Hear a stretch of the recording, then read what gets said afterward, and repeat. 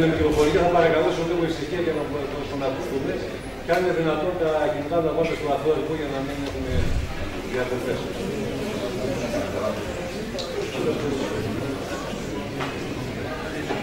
Κυρίες και κύριοι, φίλοι και φίλες, καλησπέρα και καλώς ήρθατε. Καταρχάς να καλωσορίσω τους συγκεκριμένους μας, κυρία Τσαντήρο Συνοπούλου και Χρήστο Τσάπο, οι οποίοι ήρθαν εδώ να μας διασωπήσουν και είχαν την ευγενή καλοσύνη και τη διάθεση να μας ενημερώσουν γύρω από την Αρτέμις Όδα και την ΕΜΕ. Αυτή είναι η πρώτη συνάντηση ενημέρωση που γίνεται στην πόλη μας. Ελπίζουμε και πιστεύουμε να επαναληφθεί σύντομα και σε πολύ μεγαλύτερο χώρο.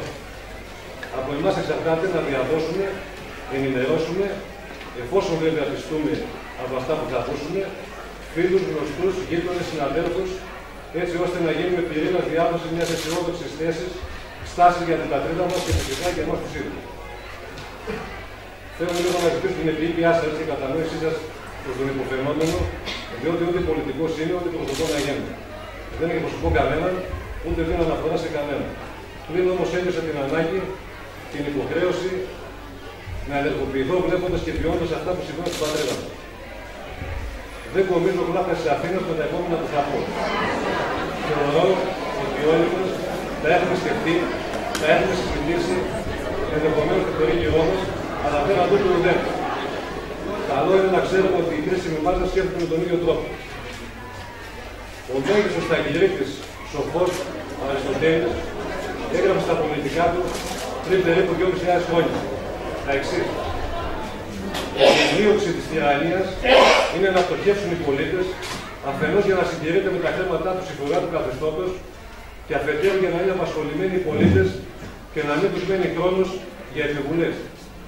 Σε αυτό το αποτέλεσμα αποβλέπει τόσο επιβολή μεγάλων φόρων, η απορρόφηση των περιουσιών των πολιτών, όσο και κατασκευή μεγάλων έργων που εξαρτούν τα δημόσια οικονομικά. Τα σχόλια δικά σας νομίζω κάτι τέτοιο ζούμε και τώρα. Ο δε άλλος μέγιστος σοφός Πλάτων έλεγε: κανείς δεν είναι πιο υποδουλωμένος από εκείνους που εσφαλμένα πιστεύουν πως είναι ελεύθεροι. Όπως επίσης έλεγε και όσοι αδιαφορούν για τα κοινά είναι καταδικασμένοι να εξουσιάζονται πάντα από ανθρώπους πολύ κατώτερους. Δυστυχώς όλοι μας σχεδόν αδιαφορήσαμε, βολευτήκαμε, παρασυρθήκαμε σε μια γενιά τεινάξαμε από πάνω μας παράδοση και επιρρήδων, μια γλώσσα κόσμημα, αρχές, αξίες, τιμή, το πνεύμα αλτρουισμού, το σεβασμό στους μεγαλύτερους, τη φροντίδα στους νεότερους. Και όλα αυτά έναντι πιο τιμήματος, ποιας απολαβής, του τίποτα. Βλέπαμε το εγώ και πετάξαμε το εμείς. Βέβαια, πολλές φορές στο παρελθόν έχουμε βρεθεί σε παρόμοια θέση ως φιλοί, αλλά δυστυχώς έχουμε ένα μειονέκτημα να ξεχνάμε γρήγορα. Όπως είναι και ο Αιγύπτιος ιερέας του παππού του σώμα του νομοθέτη, ως όνος όλων. Έλληνες αεί πέδες έστε, γέρο δε Έλλην ούκ έστε. Ακούσασουν πώς τι τούτο λέγεις, φάνε. Νέοι έστε υπήν, τας ψυχάς πάντες, ουδεμία γάρα εν αυτές έχετε, διαρχαία ανακοήν παλαιάν δόξαν, ουδέ μάθημα χρόνο πολίων ουδέν. Τι θέλει να πει εδώ ο ποιητής.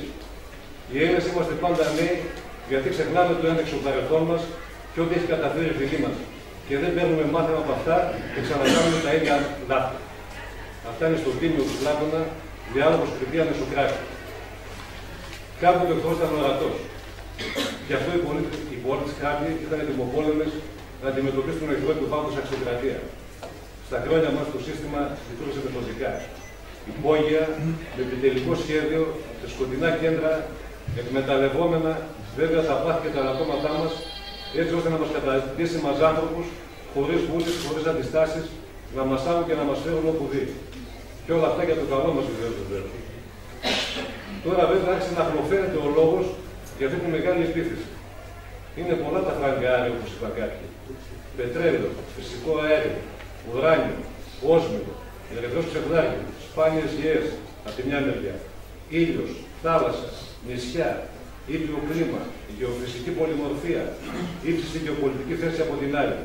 Και στο βάθος το υψηλό κεφαλικό δυναμικό του ελληνικού γονιδίου, της ιστορικής μνήμης του ελληνικού DNA, που βαλάει μέσα από τον Πυθαγόρα, τον Αριστοτέλη τον Πλάτωνα, τον Σοκράτη, αλλά και τον Ηρακλή, τον Αχιλλέα, τον Λεωνίδα, τον Μέγα Αλέξανδρο, τον Οδυσσέα. Όλο το υψηλό δυναμικό της Ελλάδος να δημιουργεί σε ξένες εταιρείες. Και εμείς εδώ να μένουμε νεκροί. Θα τους τα παραδώσουμε μαχητή και τζάμπα. Έλεγε σε εμάς τον βαρύ φορτίο να διασώσουμε ό,τι περισσότερο από το παρελθόν. Για να γνωρίσουν οι επόμενες γενιές αυτά που μάθαμε και ζήσαμε εμείς. Γιατί άλλως θα ζουν σε μια εικονική πραγματικότητα, σε ένα οργοελικό σκηνικό, θεωρώντας το μάτι τελείως αληθινό. Για να μπορούμε να κοιτάξουμε στα μάτια με θάρρος τα παιδιά μας. Γιατί το οφείλουμε στους γονείς μας, οι οποίοι κατάντησαν εκπαίτες και καταθλιπτικοί. Γιατί τέλος μας αξίζει ένα καλύτερο άτομο. Πρέπει να κάνουμε κάτι τώρα. Γιατί όλοι μαζί μπορούμε καλύτερα. Ο Έλληνας είναι σαν ένα καθαρό άλογο κούρσα, το δυνατότερο και το γρηγορότερο, αλλά με λάθος ή στημένο αναβάτη. Γι' αυτό πάντα χάνει στην κούρσα, καιρός είναι να πετάξει τον αναβάτη και να τρέξει ελεύθερο προς το μέλλον. Στα πλαίσια των παραπάνω προβληματισμών, που πιστεύω ότι περισσότεροι από εσάς τους έχετε μαζί μου, και παρακολουθώντας τις ενέργειες του Αρτέμις Ώρα και της ΣΕΝ, καλέσαμε σήμερα κοντά μας δύο στελέχη της ΣΕΝ να μας διαφωτίσουν, να μας ενημερώσουν για το πώς θα κάνουμε το όνειρο πράξη. Ο λόγος σε εσάς.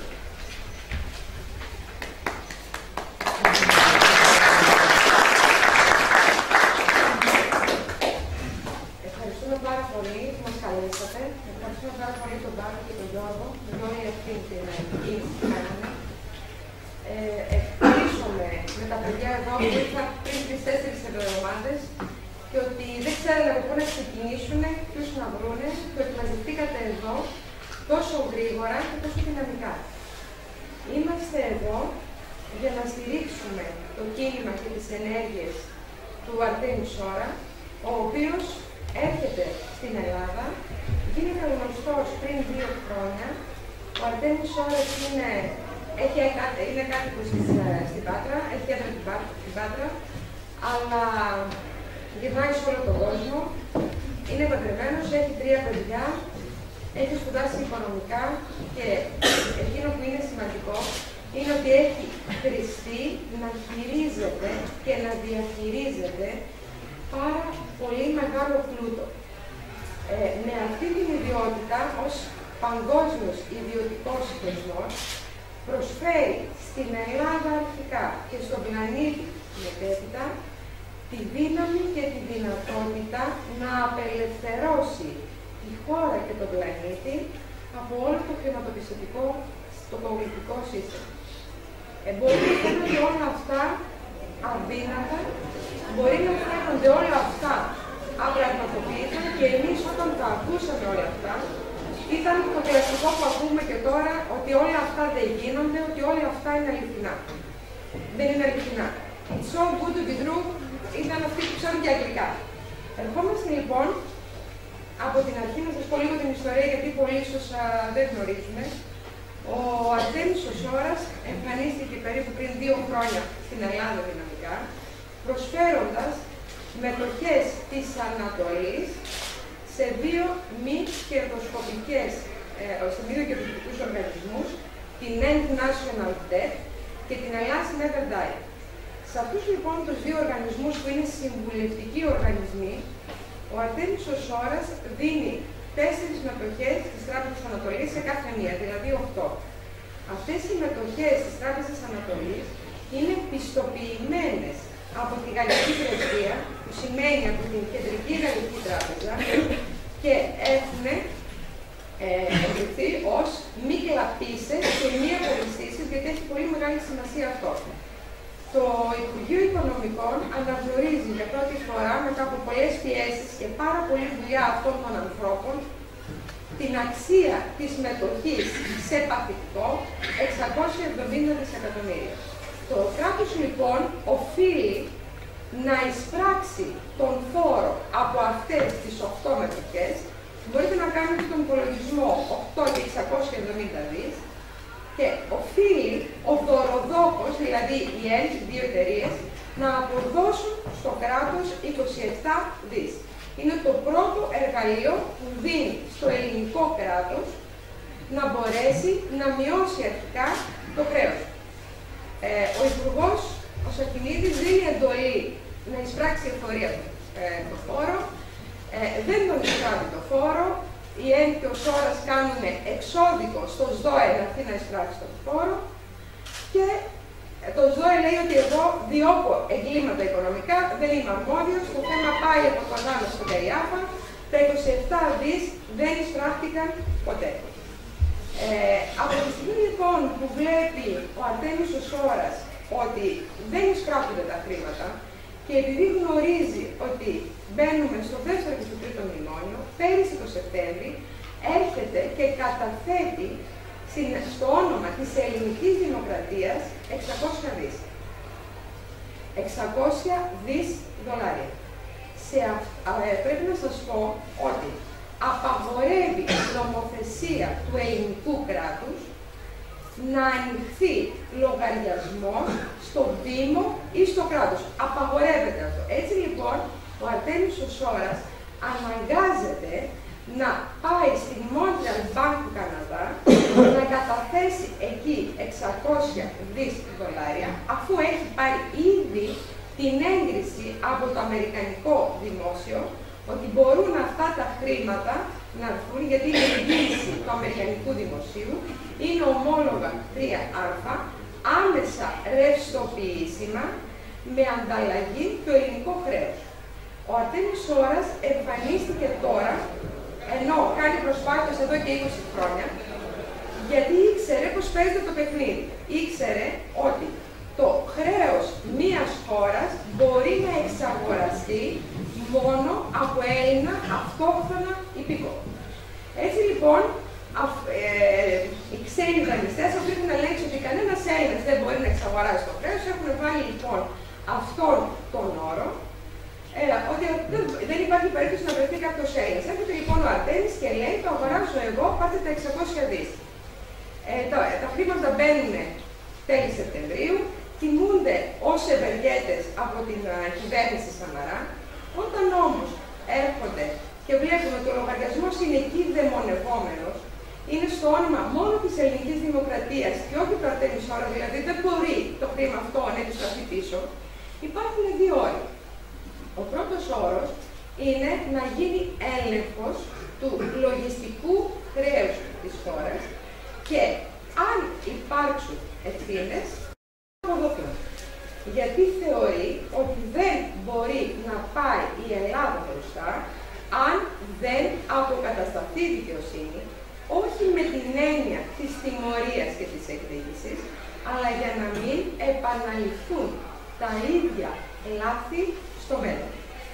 Έρχεται λοιπόν όχι ως Μεσσίας, σας τα δίνω, σας γλιτώνω για 50 χρόνια, για 100 χρόνια και να ξαναγυρίσει η Ελλάδα και να τα ξαναφάνε οι ίδιοι.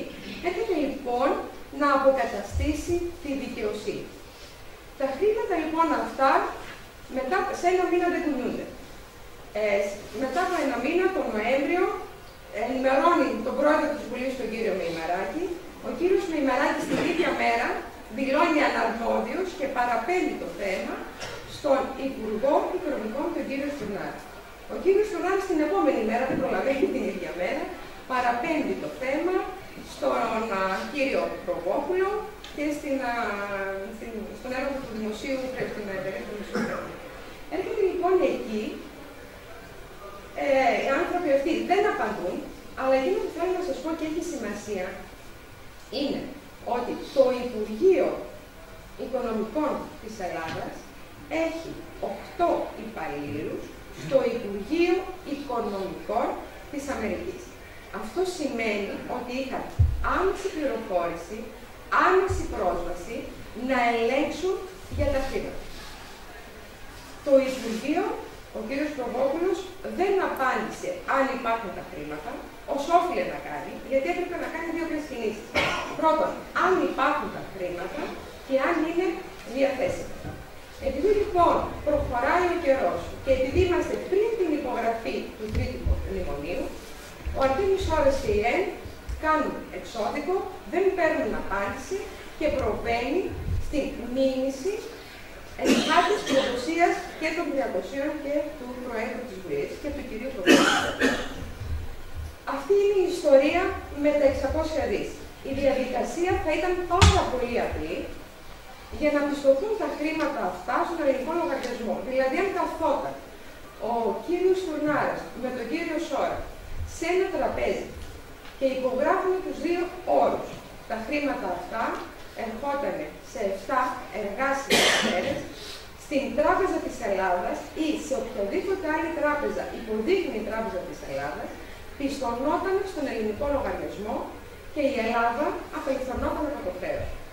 Ο κύριος Σόρας έχει βάλει τον όρο του λογιστικού ελέγχου, γιατί η δική του ομάδα, οι δικοί του επιστήμονες εκτιμούν ότι το χρέος δεν είναι 550 δις, αλλά το χρέος ότι είναι 47 με 50 δις. Θεωρεί λοιπόν ότι κρίμα είναι τα υπόλοιπο ποσό να πάνε πάλι στους τοκογλύφους παγκοσμιστές και να μείνουν για την ανάπτυξη της χώρας. Βεβαίως, αυτός ο όρος ενοχλεί και αρχίζουν τα παπαγαλάκια στα συστημικά μέσα μαζικής ενημέρωσης να βγάζουν τον Σόρα και τους υπόλοιπους της ΕΡΤ γραφικό. Ο κύριος Γεωργιάδης μας έκανε πολύ μεγάλη χάρη, πρέπει να του στήσουμε άγαλμα, μηνύει τον Σόρα ότι διασπείρει ψευδείς ειδήσεις, ότι προκαλεί σύγχυση στην Ελλάδα που βρίσκεται σε κρίσιμη κατάσταση, ότι θέλει να υποκινήσει κόμμα και είναι επικίνδυνος για το Σύνταγμα της Ελλάδας. Η μήνυση εκδικάζεται τέλος Ιουνίου αυτού του χρόνου, όπου ο κύριος Γεωργιάδης είναι μόλις 3 ημερών υπουργός. Δεν εμφανίζεται στο δικαστήριο ούτε ο ίδιος, ούτε ο δικηγόρος του. Εμφανίζεται μόνο ένας δημοσιογράφος, ο κύριος Ζαραπίνας. Οπότε λοιπόν στο δικαστήριο έρχεται ο κύριος Σόρας και όλη η ομάδα έρχεται του δικηγόρου του, έρχεται και ο διευθυντής της Montreal Bank του Καναδά και ο θεματοφύλακας του λογαριασμού, όπου αποδεικνύουν όλα τα έγγραφα, παραθέτουν όλα τα έγγραφα στο δικαστήριο. Η ακροματική διαδικασία της δίκης, γιατί ήμουν παρούσα, κράτησε 4-4,5 ώρες. Η μόνη ερώτηση που έκανε ο εισαγγελέας, που ήταν και με την πλευρά του Γεωργιάδη, ήταν σε πόση ώρα μπορούμε να ελέγξουμε το λογαριασμό. Η απάντηση από τον θεματοφύλακα ήταν σε 5 λεπτά. Η άλλη ερώτηση ήταν σε πόσες μέρες έρχονται τα χρήματα και η απάντηση ήταν σε 7 με 15 εργάσιμες μέρες από τη στιγμή που θα καθίσουμε να υπογράψουμε με τον Τουρνάρα. Ο εισαγγελέας λοιπόν αθωώνει την ομάδα και τον κύριο Σόρα και δεσμεύεται ο ίδιος προσωπικά να ψάξει γιατί δεν είπαν την ελληνική αλήθεια στο λόγο. Έτσι λοιπόν καταγγέλει τον κύριο Προκόπουλο και τον κύριο Γεωργιάδη για απόκρυψη της αλήθειας από τον ελληνικό λαό. Αυτά γίνονται τον Ιούνιο. Αργότερα, το Σεπτέμβριο, επειδή αυτό δεν παίχτηκε καθόλου στα κανάλια, δεν το έμαθε κανένας για την αθωωτική απόφαση, ο Αρτέμις Σόρας και η ομάδα ΕΝ αποφασίζουν να βγάλουν το λεγόμενο ψήφισμα που βλέπετε και εδώ μπροστά σας και ίσως μερικοί από εσάς έχετε ήδη υπογράψει. Αυτό λοιπόν το ψήφισμα, προσέξτε, είναι πολύ βαρύς ο όρος ψήφισμα, είναι ψήφισμα Ελλήνων. Οι Έλληνες λοιπόν με αυτό ζητούν και αποδέχονται να πάρουν τα 600 δις, αλλά και ταυτόχρονα με την αποδοχή των 600 δις να γίνουν μέτοχοι εξαγοράς του ελληνικού χρέους. Στόχος είναι να μαζέψουμε 4 εκατομμύρια υπογραφές για να έχει αυτό μεγάλη δύναμη και εκτός Ελλάδας. Αυτός λοιπόν είναι ο πρώτος στόχος και το πρώτο βήμα που σαν απλοί πολίτες μπορούμε αυτή τη στιγμή να κάνουμε. Δεν μπορείτε να φανταστείτε πόση δύναμη έχει αυτή η υπογραφή μας, αυτό το ψήφισμα. Δίνουμε πολύ μεγάλη δύναμη στην ομάδα να εκπροσωπήσει ένα λαό 4 εκατομμυρίων που τα ίδια τα κόμματα, οι ίδιες οι κυβερνήσεις δεν έχουν πάρει τέτοιες ψήφους για να βγουν πρωθυπουργοί. Έτσι λοιπόν του δίνουμε μεγαλύτερες αρμοδιότητες, δικαιοδοσίες εκεί που χειρίζεται και διαχειρίζεται. Αυτό λοιπόν ήταν το δεύτερο όπλο που προσπάθησε ο Αρτέμις Ώρας να απελευθερώσει την Ελλάδα. Και ερχόμαστε τώρα στο τρίτο όπλο που λέει δεν θα παίρνει ο Πρωθυπουργός, θα πάω στους Δήμους οι οποίοι είναι μικροί πρωθυπουργοί. Όσο κι αν σας φαίνεται παράξενο ή μας φαίνεται παράξενο, οι δήμαρχοι με τον Καλλικράτη αναγνωρίζονται εντός ορίων ελληνικού νόμου, αλλά και με την παγκόσμια νομοθεσία, ότι έχουν δικαίωμα υπογραφής ίδιας με του Πρωθυπουργού. Είναι λοιπόν μικροί πρωθυπουργοί. Έτσι λοιπόν, ο Αρτέμις Ώρας έρχεται και λέει: έχω 4 εργαλεία, μου λείπει το 5. Είναι τα 4 εργαλεία. Το πρώτο εργαλείο είναι ότι έχω ως ιδιωτικός παγκόσμιος θεσμός να ανοίξω, να έχω την πρόσβαση στο Παγκόσμιο Ταμείο. Δεύτερο, έχω τους κωδικούς που μπορώ να πιστώσω τον ελληνικό λογαριασμό. Η Ελλάδα σε αυτό το Παγκόσμιο Ταμείο έχει 335 τρισεκατομμύρια ευρώ. Καμία κυβέρνηση μέχρι τώρα δεν μπόρεσε να τα πάρει, δεν είχε την πρόθεση να τα πάρει. Έτσι λοιπόν έρχεται ο κύριος Ώρας ως θεσμός με τους κωδικούς και τους κρυπτάριθμους να πει: παιδιά, βάζω εγγύηση τη δική μου περιουσία, τα δικά μου χρηματοοικονομικά εργαλεία, από τη στιγμή που χώρα είναι υποθηκευμένη και δεν μπορείτε να τα πάρετε εσείς. Βάζω και το πρόγραμμα να κατεβούν αυτά τα χρήματα και να πιστωθούν στους Δήμους. Έχει πάρει λοιπόν ήδη την έγκριση από το Παγκόσμιο Ταμείο να κατεβούν αυτή τη στιγμή που μιλάμε 2 τρισεκατομμύρια ευρώ και 30 δισεκατομμύρια σε όλους τους ελληνικούς Δήμους που μπορούν να διανεμηθούν αναλογικά με τον αριθμό κατοίκων των Δήμων.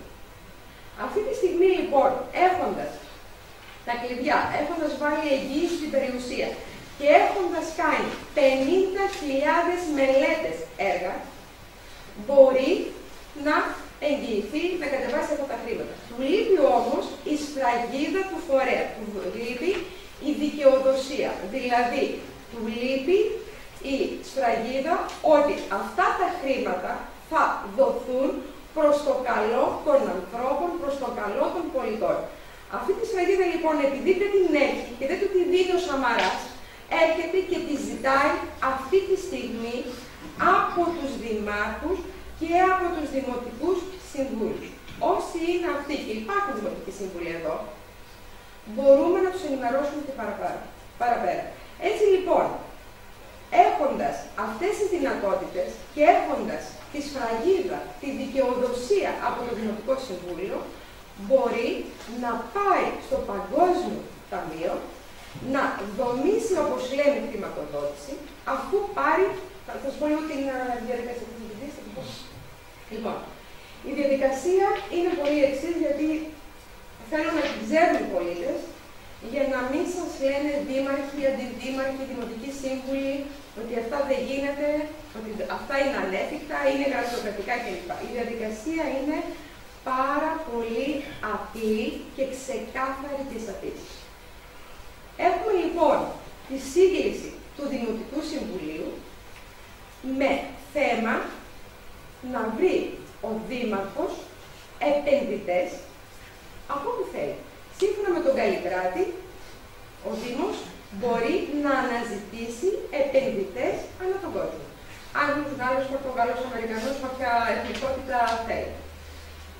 Λοιπόν, μπορεί λοιπόν το Δημοτικό Συμβούλιο να αναθέσει στον Δήμαρχο, να του δώσει ένα πυρεξούσιο, να πάει να βρει επενδυτές, αλλά με όρους που δεν θα βαρύνουν το Δήμο.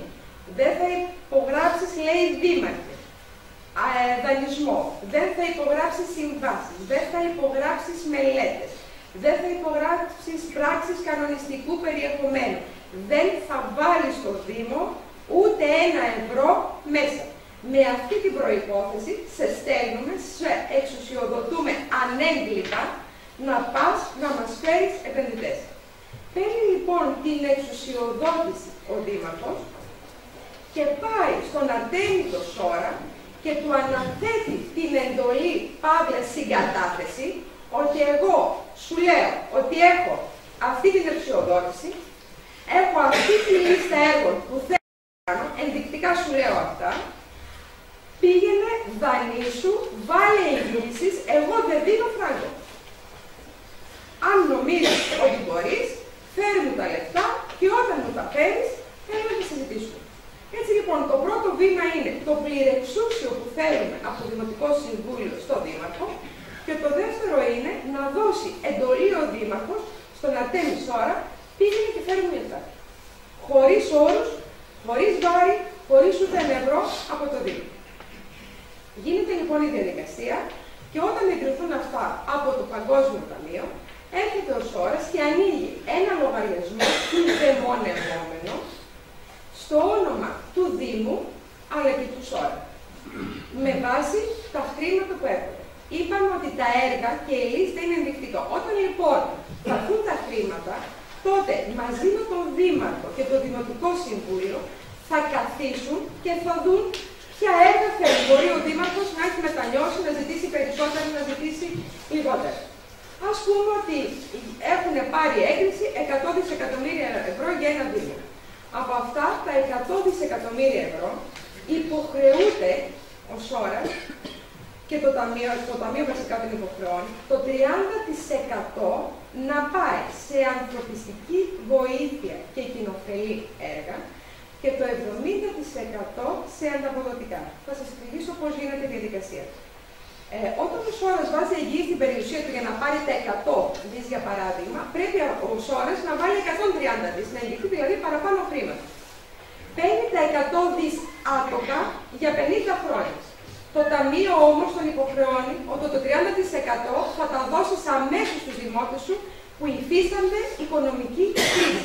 Δηλαδή υπάρχουν άνθρωποι που έχουν κόκκινα δάνεια και χάνουν τα σπίτια τους, υπάρχουν άνθρωποι που δεν μπορούν να κρατήσουν τα μαγαζιά τους, υπάρχουν άνθρωποι που δεν μπορούν να φάνε. Οπότε λοιπόν μέσα σε 60 μέρες από τη στιγμή που υπογραφεί η ανθρωπιστική βοήθεια, έρχονται τα χρήματα αυτά στους πολίτες δημότες. Αυτά λοιπόν έρχονται σε 60 μέρες. Υπάρχουν όμως και τα κοινοφελή έργα, δηλαδή υπάρχει ένας δρόμος, υπάρχει ένα γυροκομείο, υπάρχει ένα σχολείο. Δεσμεύεται λοιπόν ο Σόρας ότι για 50 χρόνια που θα επιστρέψω εγώ τα χρήματα πίσω άτοκα, θα έχω το management και τη διαχείριση. Και εσύ, Δήμαρχε και Δημοτικό Συμβούλιο, θα ελέγχεις και θα μου δίνεις τις άδειες.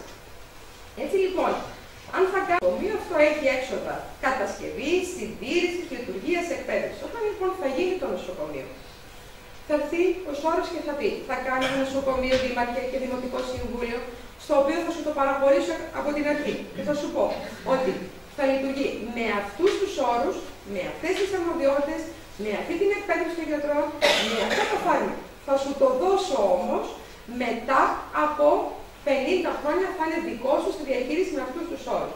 Στα 50 χρόνια όμως θα πρέπει να το διαχειρίζομαι, να το πληρώνω εγώ.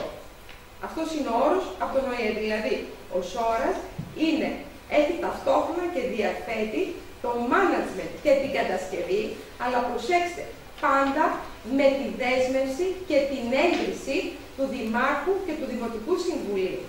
Αν δεν την έχει αυτή την έγκριση, δεν μπορεί να έχει καμία έγκριση σιγά σιγά χρήματα για να τα πηγαίνει στις επενδύσεις και στις κατασκευές. Για να μπορέσει να διασφαλιστεί η διάρκεια και η διαφάνεια. Έτσι λοιπόν, ο Δήμαρχος μέχρι στιγμή το Δημοτικό Συμβούλιο δεν έχει κανένα ρίσκο, καμιά ευθύνη.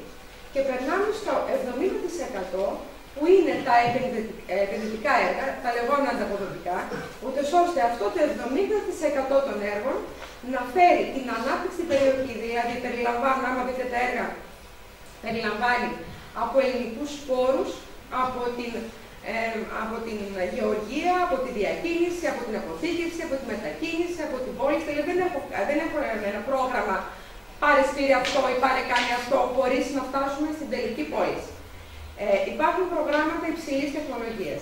Υπάρχουν πανεπιστήμια για διάνοια. Υπάρχει υψηλής ποιότητας λιμάνια, υπηρεσίες, τουρισμό, πολιτισμό. Σας λέω, η ομάδα εδώ και 15-20 χρόνια για να κάνει αυτό το project και να μπει στον ΟΗΕ και να πάρει την έγκριση, έχει κάνει 50.000 έργα για κάθε δήμο. Βέβαια, ο κάθε δήμος μπορεί να κάνει όποιο έργο θέλει, αλλά του προτείνουμε ενδεικτικά και ό,τι άλλο θέλει.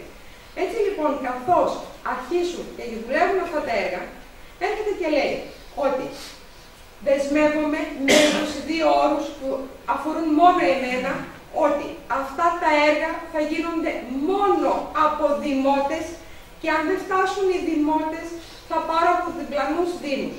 Αλλά πάντα με ελληνικά υλικά για να αρχίσει η ανάπτυξη του τόπου. Δεν έχει σημασία αν κάποιος εργολάβος χρωστάει στην υπηρεσία, αναλαμβάνει ο ίδιος ως ώρας με εγγυητικές να μπορέσει να βρουν αυτοί οι άνθρωποι δουλειά.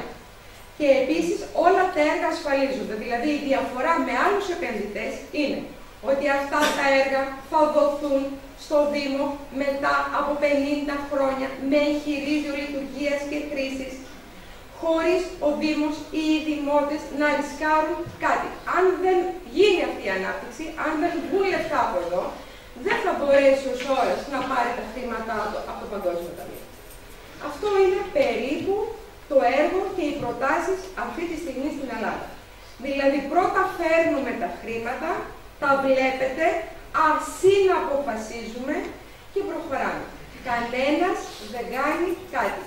Αν ο Δήμαρχος π.χ. καταφραστεί κάτι μέσα από την ανθρωπιστική βοήθεια και βάλει στους συγγενείς του ότι είναι φτωχοί και άποροι και αποδειχτεί αυτό, τότε θα υποχρεωθεί να πληρώσει 10 φορές παραπάνω αυτό που έκλεψε. Αν ως ώρας κάπου φανεί από το Δημοτικό Συμβούλιο ή από το Δήμαρχο ότι δεν έχει κάνει καλά τη δουλειά του, μπορεί το Δημοτικό Συμβούλιο και ο Δήμαρχος να το κηρύξουν έκπτωτο και να προτείνουν άλλο δικό τους διαχειριστή με την προϋπόθεση να είναι Έλληνες υπηκόοι. Αυτά ήθελα να σας πω για τα εργαλεία. Θα επανέλθω σε αυτό με ελληνικό διαχείριση.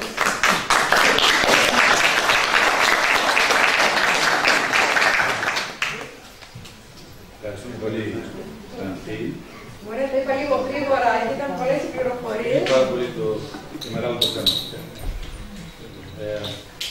Θα σας πω εγώ μερικά πραγματάκια για να αφήσουμε στο τέλος χρόνο όσο γίνεται παραπάνω για να το συζητήσουμε, γιατί εκεί είναι η ουσία του θέματος, να λυθούν οι δικές σας απορίες. Αυτό που ήθελα να σας πω. Καταρχήν, ονομάζομαι Χρήστος Τσάπος, όπως το είπε και ο Φάπης πριν. Είμαι εκπαιδευτικός. Έχω σπουδάσει πολιτικός μηχανικός, αρχιτέκτονας, διάφορα. Εγκατέλειψα τη δουλειά μου και ένιωσα ότι μας λείπει παιδεία στη χώρα μας. Είναι πολύ σημαντικό αυτό και γι' αυτό κινήθηκα προς τα εκεί. Πριν από 3 χρόνια, όταν ξεκίνησε αυτή η ιστορία, ένιωσα πραγματικά πάρα πολύ άβολα. Ένιωσα ότι κάποιοι πούλησαν την πατρίδα μου. Όταν διάβασα τον όρο στο μνημόνιο που λέει ότι η Ελλάδα παραδίνει την εθνική της ανεξαρτησία αμετάκλητα και ανεφόρον, αυτό δεν μ' άρεσε καθόλου. Και άρχισα λοιπόν να ψάχνω να δω τι έγινε, τι κάνουμε, τι λάθη κάναμε εμείς, τι λάθη κάνανε άλλοι, πώς μπορούμε αυτό να το διορθώσουμε, γιατί αυτό δεν είναι κάτι που διορθώνεται εύκολα. Να μην σας το πολυλογώ, το συγκεκριμένο θέμα με θορύβησε πάρα πολύ. Και μου πήρε αρκετό χρονικό διάστημα μέχρι να βρω ανθρώπους οι οποίοι μοιάζονταν τον ίδιο τρόπο που μοιαζόμουν εγώ και σκεφτόμαστε τι μπορούμε να κάνουμε γι' αυτό. Και μέχρι την εμφάνιση του οργανισμού ΕΝ και του Αρτέμις Ώρα, ήμασταν απογοητευμένοι. Όλο το σκηνικό της πώλησης της χώρας μας ήταν πολύ καλά οργανωμένο. Και μάλιστα, έχω την εντύπωση ότι δεν ήταν κάτι που έγινε την τελευταία στιγμή, όπως μας είπε και η Ξανθή πριν, αλλά ήταν οργανωμένο από πολύ μεγάλο χρονικό διάστημα. Μετά το Δεύτερο Παγκόσμιο Πόλεμο, όπου η Ελλάδα έδειξε για πρώτη φορά τι σημαίνει ελληνική ψυχή και πήρε την πρώτη νίκη απέναντι στον άξονα, πετώντας μακριά την Ιταλία από τα βόρεια σύνορά της, και αργότερα επίσης κρατώντας τις ορδές του Χίτλερ στα οχυρά για μεγάλο χρονικό διάστημα και αν δεν υπήρχαν οι εσωτερικοί Τσολάκογλου, πιθανόν να μην είχε περάσει μέσα ο Χίτλερ. Αυτό θορύβησε πάρα πολύ τους εχθρούς μας, γιατί οι γελιαστές οι ίδιοι είναι οι εχθροί μας πάντα. Αυτοί που θα έχετε δει, υποθέτω, σε πάρα πολλές ιστοσελίδες που ονομάζονται σκοτεινοί. Οι ίδιοι άνθρωποι πάντα επιβουλεύονται το φως των Ελλήνων.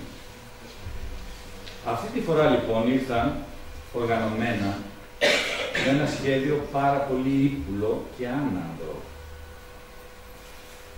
Όταν θέλεις να πολεμήσεις κάτι, πας σαν άνδρας με τα όπλα σου και πολεμάς. Σε αυτή την περίπτωση όμως, ξεκίνησαν πρώτα αλλοιώνοντας τα ήθη, τα έθιμα των Ελλήνων και την παιδεία μας, ώστε να φτάσουν στο τέλος να μας πούνε ότι δεν χρειάζεται πατρίδα, δεν την έχετε άλλωστε. Είμαστε ένα κομμάτι πολυπολιτισμικό, είσαστε ένα κομμάτι και σε τους υπόλοιπους και μάλιστα από τα χειρότερα κομμάτια, γιατί εξαιτίας σας, επειδή είστε εσείς τεμπέληδες, κινδυνεύει το ευρώ. Ότι η ελληνική οικονομία είναι ένας τιτανικός που θα βουλιάξει σύντομα και αυτό οφείλεται σε εμάς, γιατί μαζί τα φάγαμε. Και προσπάθησαν μέσα από τα μέσα μαζικής ενημέρωσης, τα οποία ελέγχουν, να μας πείσουν για όλα αυτά. Και όταν μάλιστα εμφανίστηκε ο Αρτέμις Ώρας που είπε ότι εδώ το θέμα είναι πάρα πολύ σοβαρό και εφόσον μου δίνεται αυτή η δυνατότητα και μπορώ, θα απελευθερώσω τη χώρα μου από την μνημόνια, και αντελήφθηκαν τη δύναμη που διαθέτει και ότι δεν είχαν προβλέψει ότι ένας αυτόχθον Έλληνας μπορούσε να έχει τέτοια χρηματικά ή οικονομικά εργαλεία στα χέρια του, το σύστημα θορυβήθηκε. Έχασε τον ύπνο του και έβαλε τα δυνατά του να βγάλει τους Έλληνες τεμπέληδες, άχρηστους, μέσα από το σύστημα που ελέγχουν, μέσα από τα μέσα μαζικής ενημέρωσης. Αυτό το πράγμα παρακολουθούσαμε στην αρχή, μέχρι που εμφανίστηκαν αυτοί οι άνθρωποι και είπαν ότι υπάρχει ελπίδα, υπάρχει τρόπος.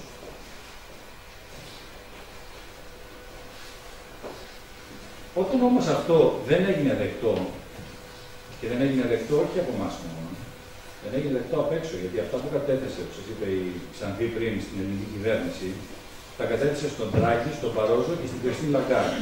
Άρα, ήσαν όλοι ενήμεροι ότι η Ελλάδα αυτή τη στιγμή είναι η ισχυρότερη οικονομία του πλανήτη. Γιατί ποια άλλη οικονομία έχει περίσσευμα? Αν πάρετε αυτά και τα αντιλογίσετε με το χρέος, μας περισσεύουν χρήματα. Επομένως, εμείς είμαστε η ισχυρότερη οικονομία από τη Γερμανία. Ή δεν είμαστε? Μήπως οι Γερμανοί είχαν κατά κεφαλή χρέος $97.000 όταν εμείς είχαμε 27 και μας έβαλαν στο μνημόνιο? Και μήπως σήμερα που εμείς έχουμε θετικό πρόσημο μπροστά, έχουμε πλεόνασμα πλέον στη χώρα μας, αφού τα 600 εγκαταστημένα στο όνομα της ελληνικής δημοκρατίας, θα πάρουμε εμείς τη διαχείριση της Ευρωπαϊκής Κεντρικής Τράπεζας στα χέρια μας? Ποιος άλλος δεν το κάνει αυτό? Η Γερμανία, που μας λένε ένα χρέος πλασματικό γύρω στα 3 δισεκατομμύρια, ενώ από ό,τι λένε οι ομάδες των οικονομολόγων του ΣΟΡΑ είναι πάνω από 8,5 δισεκατομμύρια. Γιατί όπως μαγείρεψαν το δικό μας το χρέος προς τα πάνω, το δικό τους θα μαγείρεψαν προς τα κάτω. Και όταν εμφανίσουν αργότερα, όταν χρειαστεί. Και γιατί βάλαμε εμάς το μνημόνιο και δεν έβαλε για παράδειγμα την πατρίδα του. Ποιος ήταν του Γιούγκερ, το Λουξεμβούργο. Ξέρετε τι χρέος έχει το Λουξεμβούργο? 2,7 δισεκατομμύρια για κάθε άνθρωπο του Λουξεμβούργου. 2,7 εκατομμύρια. Όταν εμείς είχαμε 27.000, σήμερα είστε 3,5 εκατομμύρια κατά κεφαλή χρέος. Η Ολλανδία και οι υπόλοιποι. Επομένως, το πρόβλημα που είχα σε εμάς δεν ήταν οικονομικό. Κάποιος άλλος ήταν ο λόγος. Και ο λόγος είναι ο ίδιος που ήταν πάντα. Ο εξωτερικός εχθρός της Ελλάδος είναι πάντα αυτό που ονομάζουμε σκότος. Η Ελλάδα έφερε στον πλανήτη το φως. Γιατί βρείτε μου, σε οποιαδήποτε ευρωπαϊκή γλώσσα θέλετε, τη λέξη φιλοσοφία, τις τέχνες, τις επιστήμες, Ποια θέλετε, στην αστρονομία, στην ιατρική, πού θέλετε. Και δεν θα βρείτε. Ελληνικές κατά σύμπτωση. Είναι κατά σύμπτωση ελληνικές, ναι. Επομένως, το πρόβλημα των πολέμιών μας είναι η ίδια η Ελλάδα και δεν είναι το χρέος της. Αυτό όμως οι Έλληνες δεν το γνωρίζουν. Το γνωρίζετε εσείς που είστε εδώ, είμαι σίγουρος. Οι πολλοί όμως Έλληνες, τα αδέρφια μας τα υπόλοιπα, ξέρουν ότι η Ελλάδα είναι το φως. Όχι, γιατί τα τελευταία 35 χρόνια μας υποβίβασαν από χώρα του πνεύματος και του φωτός σε χώρα ηλισμού. Δεν κάναμε τίποτα χωρίς να πάρουμε δανεικά από την τράπεζα. Να αγοράσετε, θέλετε κάτι, πάτε δανεικά. Να πάτε διακοπές, θέλετε, πάτε δανεικά. Και τίποτα από όλα αυτά κατά σύμπτωση δεν είχε να κάνει με το πνεύμα, με το φως των Ελλήνων. Ακούσατε πουθενά να δημιουργούνται νέες σχολές πνευματικές, φιλοσοφικές σχολές, που θα εξυψώσουν τον άνθρωπο, που θα εξηγήσουν τη συνέχεια του ελληνικού πνεύματος. Το ακούσατε πουθενά. Δεν είναι τυχαίο. Αυτοί που μας κυβέρνησαν από τον Καποδίστρια μέχρι σήμερα δεν είχαν ελληνικό DNA. Κανένας από αυτούς. Φρόντισαν να κρυφτούν. Έχουν ελληνικό διαβατήριο βέβαια. Ελληνικά ονόματα. Γνωρίζουμε όμως πολύ καλά ότι τα ονόματα τους από πίσω είναι άλλα. Αυτό λοιπόν μας συνέβη, γιατί όπως πολύ καλά είπε ο Μπάντες στην αρχή, ο Αριστοτέλης τα είπε από εκείνη την εποχή ξεκάθαρα. Αν δεν ασχολείσαι με τα κοινά, καταλήγεις πάντα να διοικείς το χειρότερο. Αυτό κάνουμε. Το χειρότερο επίπεδο το αντρικό όργανο. Αυτό λοιπόν κάνουμε. Αφήσαμε άλλους να μας κυβερνάνε, διότι εμείς ιδιωτεύσαμε. Ξέρετε τι σημαίνει η λέξη ιδιώτης στα ελληνικά. Αυτή τη λέξη την πήρανε όπως και τις λέξεις της αστρονομίας και της φιλοσοφίας και της υπόλοιπης του υπόλοιπη Ευρώπη.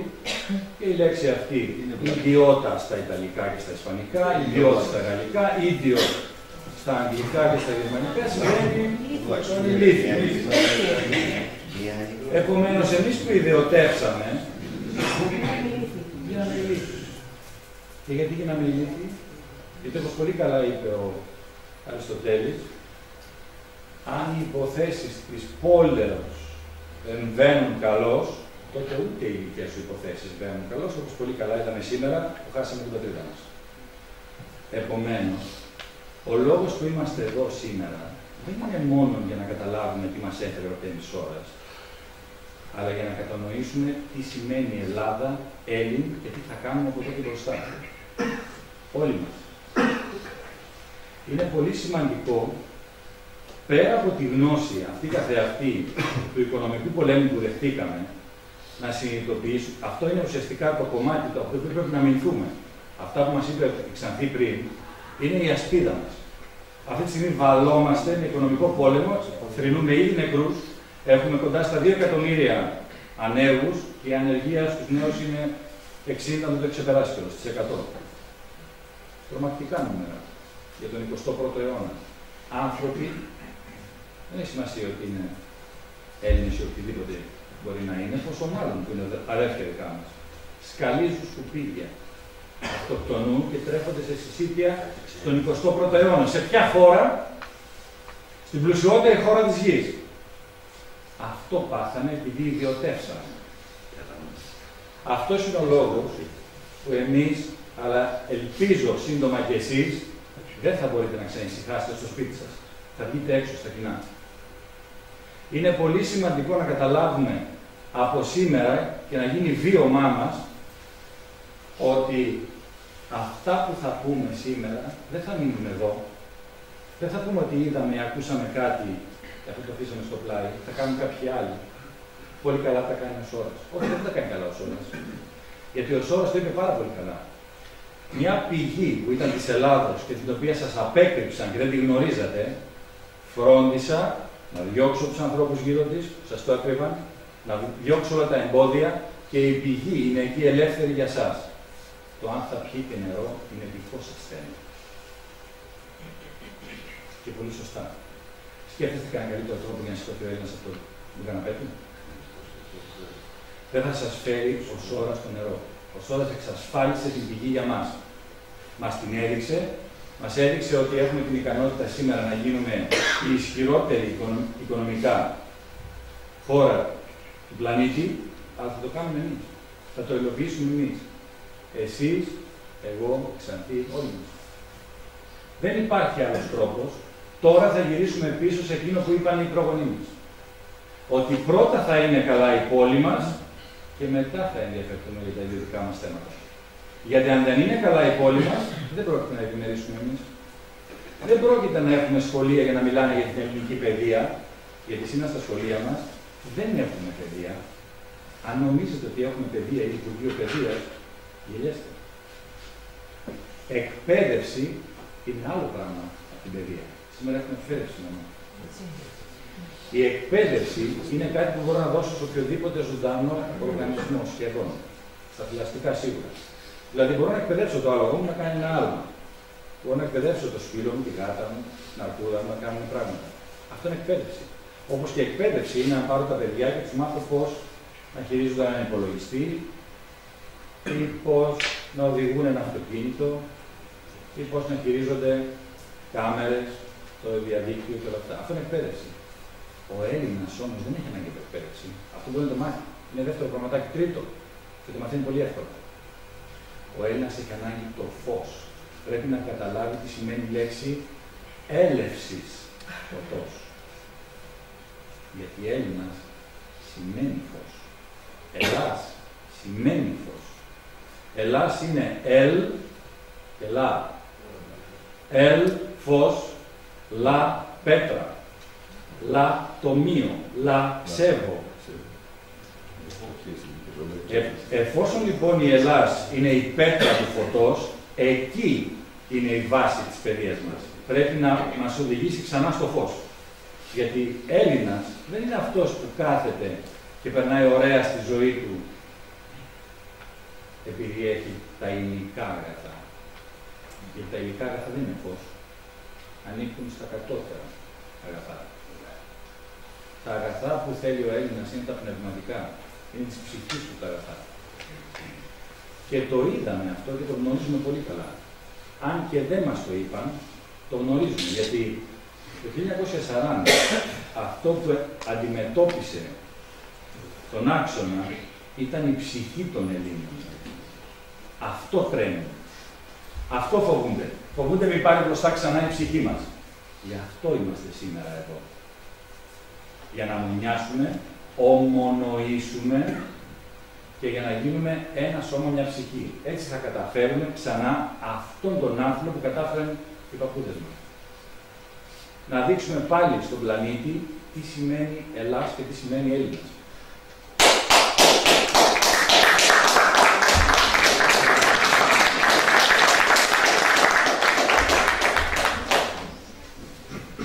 Δεν έχω ανάγκη τέτοια ερωτήματα. Θα στέλνω μαζί μου. Οι Σπαρτιάτες ήταν μια σπίτα ο ένας δίπλα στον άλλο. Βασιλιάς από απέναντι, δεν ξέραμε ποιος ήταν. Ήταν ένας δίπλα στον άλλον. Και αν έπεφτε ο ένας, ο άλλος έπαιρνε την ασπίδα, αμέσως. Ο εχθρός από απέναντι δεν ξέρει ποιος είναι ο βασιλιάς, γιατί είναι όλοι το ίδιο. Ένα σώμα, μία ψυχή. Δεν ήρθα εδώ για να με προκροτήσετε. Ήρθα για να σας πάρω μαζί και να πάμε στο φως. Αν αυτό το καταλάβετε, αύριο αυτοί που μας κυβερνάνε θα εξαφανιστούν. Γιατί δεν υπάρχει τίποτα να τρέμει τον Έλληνα περισσότερο όσο ο αντίπαλος που θα καταλάβει την ψυχή μας. Μόλις η ψυχή μας πάρει μπροστά, δεν υπάρχει εχθρός για μας. Κανένας. Και δεν θέλουμε να υπάρχει εχθρός. Γιατί ποιος λαός που θα πάμε στον πλανήτη να πούμε ότι θα σου φέρουμε πάλι πίσω αυτό που σου δώσαμε, αλλά κάποιοι σκοτεινοί φρόντισαν να το σκιάσουν. Το φως της γνώσης, το φως του πνεύματος. Ποιος λαός θα πει όχι σε αυτό? Μπορείτε να φανταστείτε κανέναν? Ποιος λαός στην Ευρώπη, υπέραν αυτής, θα πει όχι στον Έλληνα? Έχετε ακούσει τη λέξη Ιουνάν στην Ανατολή? Αυτό που έχουμε ανάγκη λοιπόν είναι αυτό που είπε ο Σόρας από την πρώτη μέρα. Συνένωση Ελλήνων.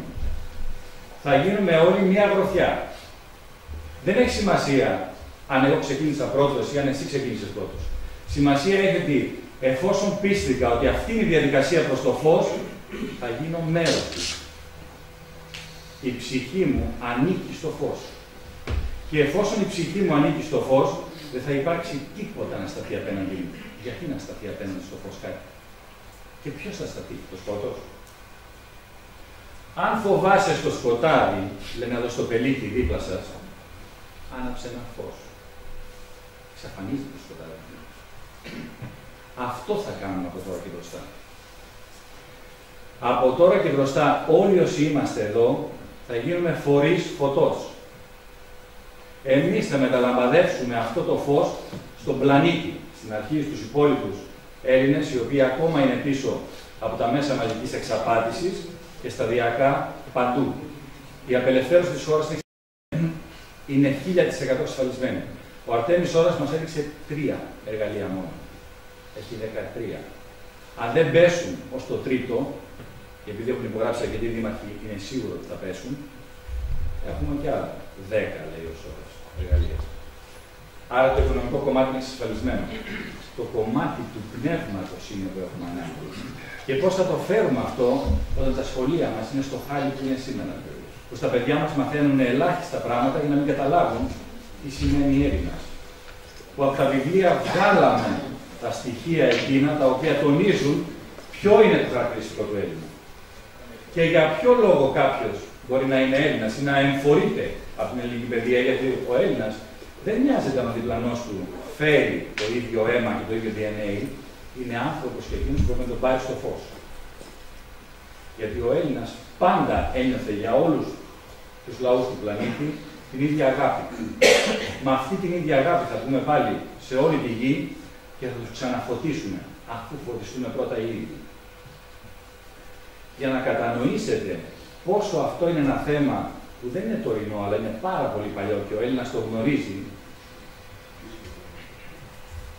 θα σας διαβάσω ένα απόσπασμα μικρό από ένα ποίημα. Είναι πολύ γνωστό, γιατί αρκετοί από εσάς είστε της δικής μου ηλικίας, που παλιά στα σχολεία το είχαμε αυτό το ποιηματάκι, αλλά μετά το έβγαλαν. Για να μην μαθαίνει ο Έλληνας κομμάτι του δική του ιστορία.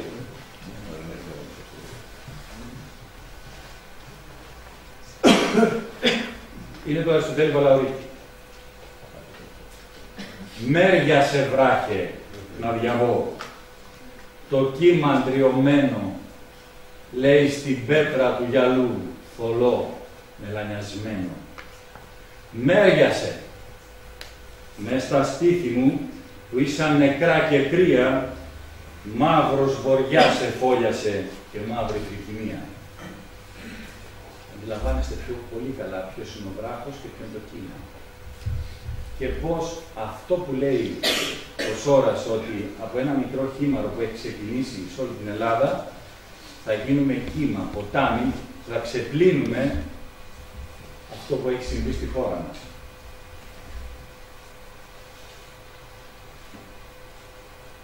Μιλάει λοιπόν το κύμα στο βράχο. Βράχε, με λένε εκδίκηση. Με πότισεν ο χρόνος, σχολή και καταφρόνηση. Μ' ανάθρεψεν ο πόνος. Ήμουνα δάκρυ μια φορά. Και τώρα, κοίταξέ με, έγινα θάλασσα πλατιά. Πέσε, προσκύνησέ με. Εδώ μέσα στα σπλάχνα μου βλέπεις, δεν έχω φύγει. Σέρνω ένα σύγνεφο ψυχές, ερμιά και καταδίκη. Ξύπνησε τώρα, σε ζητούν του άδειμου τα χνάρια. Μ' έκανες ξυλοκρέβατο, με φόρτωσες κουφάρια, σε ξένους μέριξες γυαλούς. Το ψυχομάχημά μου το περιγέλασαν πολύ και τα πατήματά μου τα φαρμακέψανε κρυφά με την ελεημοσύνη. Μέριασε βράχε να διαβώ, επέρασε η γαλήνη, καταποντήρας είμαι εγώ, ο άσπονδος εχθρός σου, γίγαντας στέκω εμπρός σου.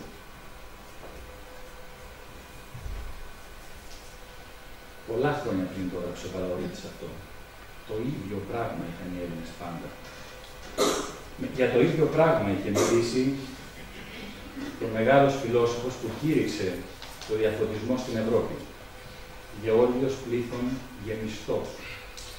Εσμέν ουγγάρ Έλληνες το γένος. Αυτή ήταν η σπίθα που όταν έφυγε από την υποκολουμένη Βυζαντινή Αυτοκρατορία στην Ευρώπη, έδωσε τη σπίθα της φωτιάς, τη σπίθα του φωτός. Και είδαμε λίγο φως στην Ευρώπη. Και ήρθανε σήμερα πίσω να κατηγορήσουν τη μάνα τους, την Ελλάδα. Μα δεν είναι αυτοί όμως, δεν φταίνει οι λαοί. Είναι κάποιοι συγκεκριμένοι από πάνω που την καρνάνε. Και σήμερα είναι αυτοί που τρέμουν με τον ίδιο ακριβώς τρόπο που περιγράφει ότι τρέμει ο βράχος.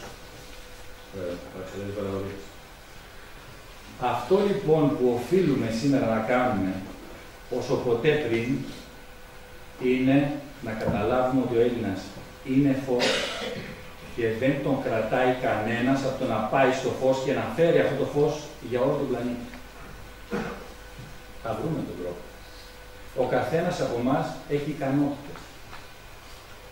5 πράγματα γνωρίζω εγώ, 10 εσύ, 20 εσύ, 40 εσύ. Για τον καθένα μας υπάρχει η κατάλληλη στολή. Θα βρούμε το ρόλο μας. Αυτό που έχει σημασία είναι αυτή η διαδικασία που ξεκίνησε να μην πάει στα ψηλά γράμματα, να μην πούμε άσε για αύριο, αλλά αύριο ο καθένας από εμάς θα είναι φορέας αυτής της γνώσης και αυτού του φωτός.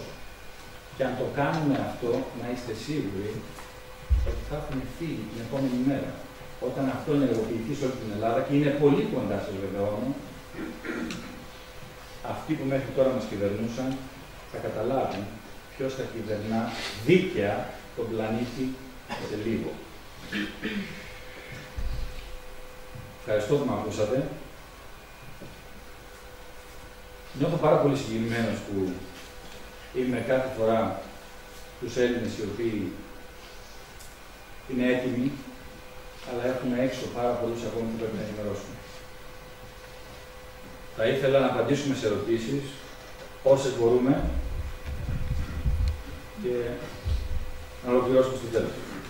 Δεν ξέρω αν κάποιος θα κρατάει μια σειρά, όπως σας βλέπω. Καταρχήν χαίρομαι που είστε εδώ, κάνετε μια τέτοια ενημέρωση. Καλό θα είναι πιο συχνά να γίνονται, γιατί περισσότεροι δεν γνωρίζουν τα κοινωνικά.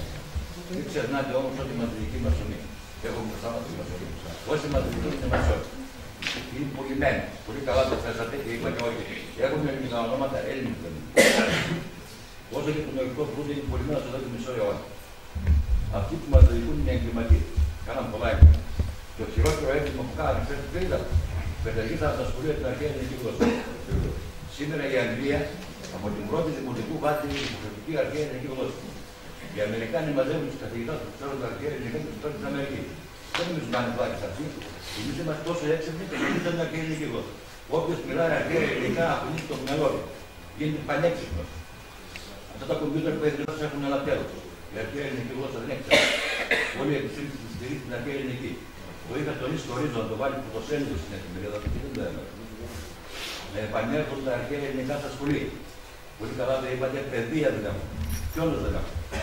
Εγώ είμαι στη Γερμανία και έδινα τον Τετράγο Βέρκανα, ο υπουργός πολιτισμού ήταν. Η Γερμανία δεν μιλούσε αρχαία ελληνικά, εγώ Έλληνα δεν ξέρω τι καλημέρα να πω. Φαντάζεστε πώς έμεινε εκείνη την ώρα. Και όσο για το ΣΕΛ που είπατε, θα έρθω και το 14 τριών που θα πάμε. Φαντάζεστε πώς ένιωσα εγώ όταν διάβασα τα προγράμματα τα πρώτη ώρα και το πρώτο πράγμα που είδα είναι να φτιάχνει ιδιωτικά κολέγια ελληνικής παιδείας. Όπου το παιδί δεν θα πάει και θα παρακολουθεί μαθήματα για 40 λεπτά και να χτυπάει το κουδούνι και σου διδάσκω αυτό και την άλλη μέρα σε ρωτώ αν το έμαθες αυτό. Αλλά η ενεργοποίηση του πνεύματος των Ελλήνων. Ο Αλέξανδρος, ο συντροφίτης σας από εδώ, συντροφίτης όλων, γιατί όλοι είμαστε Έλληνες, ήταν για 2 χρόνια στον Αριστοτέλη. Αυτά τα 2 χρόνια τον ο Φίλιππος πήγε να ρωτήσει τι μαθαίνει στο γιο μου, ο Αριστοτέλης απάντησε να σκέφτεται. Αυτό δεν υπάρχει σήμερα στα ελληνικά σχολεία. Γιατί στο ελληνικό σχολείο αυτό που θέλει ο Έλληνας είναι να μάθει να σκέφτεται. Δεν θέλει γνώση. Η γνώση μπορεί να το δει μόνο. Αυτό που χρειάζεται ο Έλληνας είναι την ενεργοποίηση της επίθεσης. Το έχετε ακούσει αυτό. Όταν το είδα αυτό, ένιωσα ότι αυτή είναι η άνθρωποι μας. Ναι, έχετε δίκιο πάντως, από την παιδεία θα ξεκινήσει. Θα πάρουμε την ασπίδα πρώτα να μηνθούμε, τους διώξουμε αυτούς από εδώ και τα υπόλοιπα θα τα βρούμε, θα τα κάνουμε. Ναι, ήταν. Εγώ να γίνω λίγο κακός για να κάνω το κακό. Εμένα δεν μου άρεσε προσωπικά ότι άκουσα 3 φορές τη λέξη απελευθερωτής. Για το Σόρα, ότι ο απελευθερωτής ο Σόρας προσωπικά εμένα δεν μου άρεσε. Ένα δεύτερο πρόβλημα. Μου δημιουργήθηκε η εντύπωση με όλα αυτά που άκουσα σχετικά με τους Δήμους ότι ο κύριος Σόρας θα αναλάβει την αναπληρώθηση της Ελλάδας για τα επόμενα 50 χρόνια. Ότι θα έχει όλα τα δημόσια έργα, οτιδήποτε γίνει σε όλη την επικράτεια, εφόσον συμφωνήσουν όλοι οι δήμαρχοι και τη δώσουν αυτό το χαρτί. Είναι κάπως έτσι ή κάτι δεν κατάλαβα καλά. Ο οργανισμός έντεχε 15.000 Έλληνες επιστήμονες. Ο Σόρας παρέχει μόνο οικονομικά όπλα. Δεν έχει τελειώσει αυτό. Εκτελούνται. Άκουσα ότι για τα επόμενα 50 χρόνια θα. Αφήστε να ρωτήσω. Σας είπε πριν ότι αυτό που θα εκτελέσει ο Σόρας με τις ομάδες του θα γίνει μέσα από εσάς. Εσείς θα το κάνετε. Αυτό σας παρέχει τα οικονομικά εργαλεία. Δηλαδή, την απόφαση παίρνει ο Δήμαρχος με το Δημοτικό Συμβούλιο που λέει: θέλω ένα σχολείο. Ωραία. Ο Σόρας παρέχει τα οικονομικά εργαλεία να αγοραστεί το οικόπεδο και να χτιστεί το σχολείο. Το σχολείο να το χτίσει εδώ, η κοινωνία σας. Ποιος θα το διαχειρίζεται? Για τα επόμενα 50 χρόνια. Αυτό κατάλαβα, έτσι. Μπορεί να κατάλαβα λάθος. Ότι για τα επόμενα 50 χρόνια την διοίκηση και όλα αυτά θα είναι του Σόρια. Μετά τα 50 χρόνια θα περιέχουν στους Δήμους. Μα σας είπε πριν ότι ελέγχει το Δημοτικό Συμβούλιο. Και ελέγχει και το καταπίστευμα. Ελέγχει το Δημοτικό Συμβούλιο τους όρους του εγχειριδίου. Δηλαδή, όταν θα έρθω και θα αποφασίσω να κάνω το σχολείο, θα υπογράψουμε μαζί τους όρους χρήσης και λειτουργίας. Δεν μπορεί να κάνει κάτι μόνο. Γιατί είναι ο διαμεσολαβητής. Πρέπει να διαμεσολαβήσει και να πάει τους όρους από τον Δήμαρχο στο καταπίστευμα. Είστε εδώ, είμαστε τοπική κοινωνία, άρα έχουμε λόγο σε όλα. Αυτό είναι το πολύ βασικό. Ότι δεν έρχεται ως Μεσσίας, σας δίνω τα χρήματα, παίρνω από εσάς την εξουσία και κάνω τι θέλω. Ελάτε εδώ, τι θέλετε, με ποιους όρους το θέλετε. Και αν δεν σας αρέσει, το ξαναλάζουμε και το ξανακάνουμε. Τα έργα είναι ενδεικτικά και απεριόριστα. Φαίνεται δεν αντιληφθήκατε πριν που σας είπα ότι το ιδιώτη έχει τελειώσει. Αύριο εσείς θα ελέγχετε αν τα έργα εκτελούνται, όπως πρέπει να εκτελούνται. Αν δεν καταλάβατε ότι θα γίνετε ενεργός πολίτης, είναι λάθος εδώ. Αυτό δεν είπαμε πριν. Το ιδιωτικό έχει τελειώσει. Από αύριο εμείς θα ελέγχουμε αν αυτά που θέλουμε τα εκτελεί. Καλά, έχουν 1000 διαφωνίες με τους ελέγχους, έτσι. Εμείς βγάζουμε τις κυβερνήσεις, εμείς τους ελέγχουμε όλους, εμείς τους κάνουμε υπηρέτηση του λαού. Πιστεύουμε ότι βγάζουμε κυβερνήσεις. Πιστεύαμε τώρα. Νομίζαμε. Θέλω να σας πω ότι υπάρχει και ένας όρος που έρχονται τα χρήματα, στώνοντας στο κυδεμονευόμενο λογαριασμό.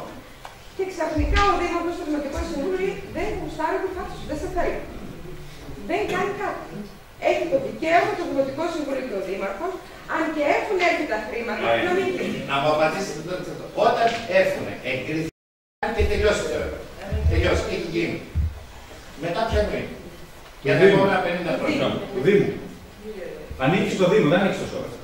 Ο Σόρα το μόνο που έχει είναι τη διαχείριση. Το έργο ανήκει στο Δήμο. Γίνεται κληροδότημα και παραδίνεται μέσα στο Δήμο. Αν εννοείτε ότι θα αφήσετε την κυβέρνηση αυτή να διαχειρίζεται το Δήμο σας, κάντε λάθος. Όχι, εγώ ρώτησα τι σημαίνει διαχείριση για τα επόμενα. Σημαίνει ότι από τα κέρδη που θα προκύψουν, αυτά τα κέρδη θα επανεπενδύονται στο Δήμο, εκτός από το κομμάτι το οποίο θα ξεπληρώσει τη δέσμευση που έκανε ο Σόρας στη δική του περιουσία. Για να πάρει την περιουσία του πίσω του το έχει πάλι αυτό. Είπαμε μαζί με το Δημοτικό Συμβούλιο, δεν μπορεί να κάνει κάτι μόνος του.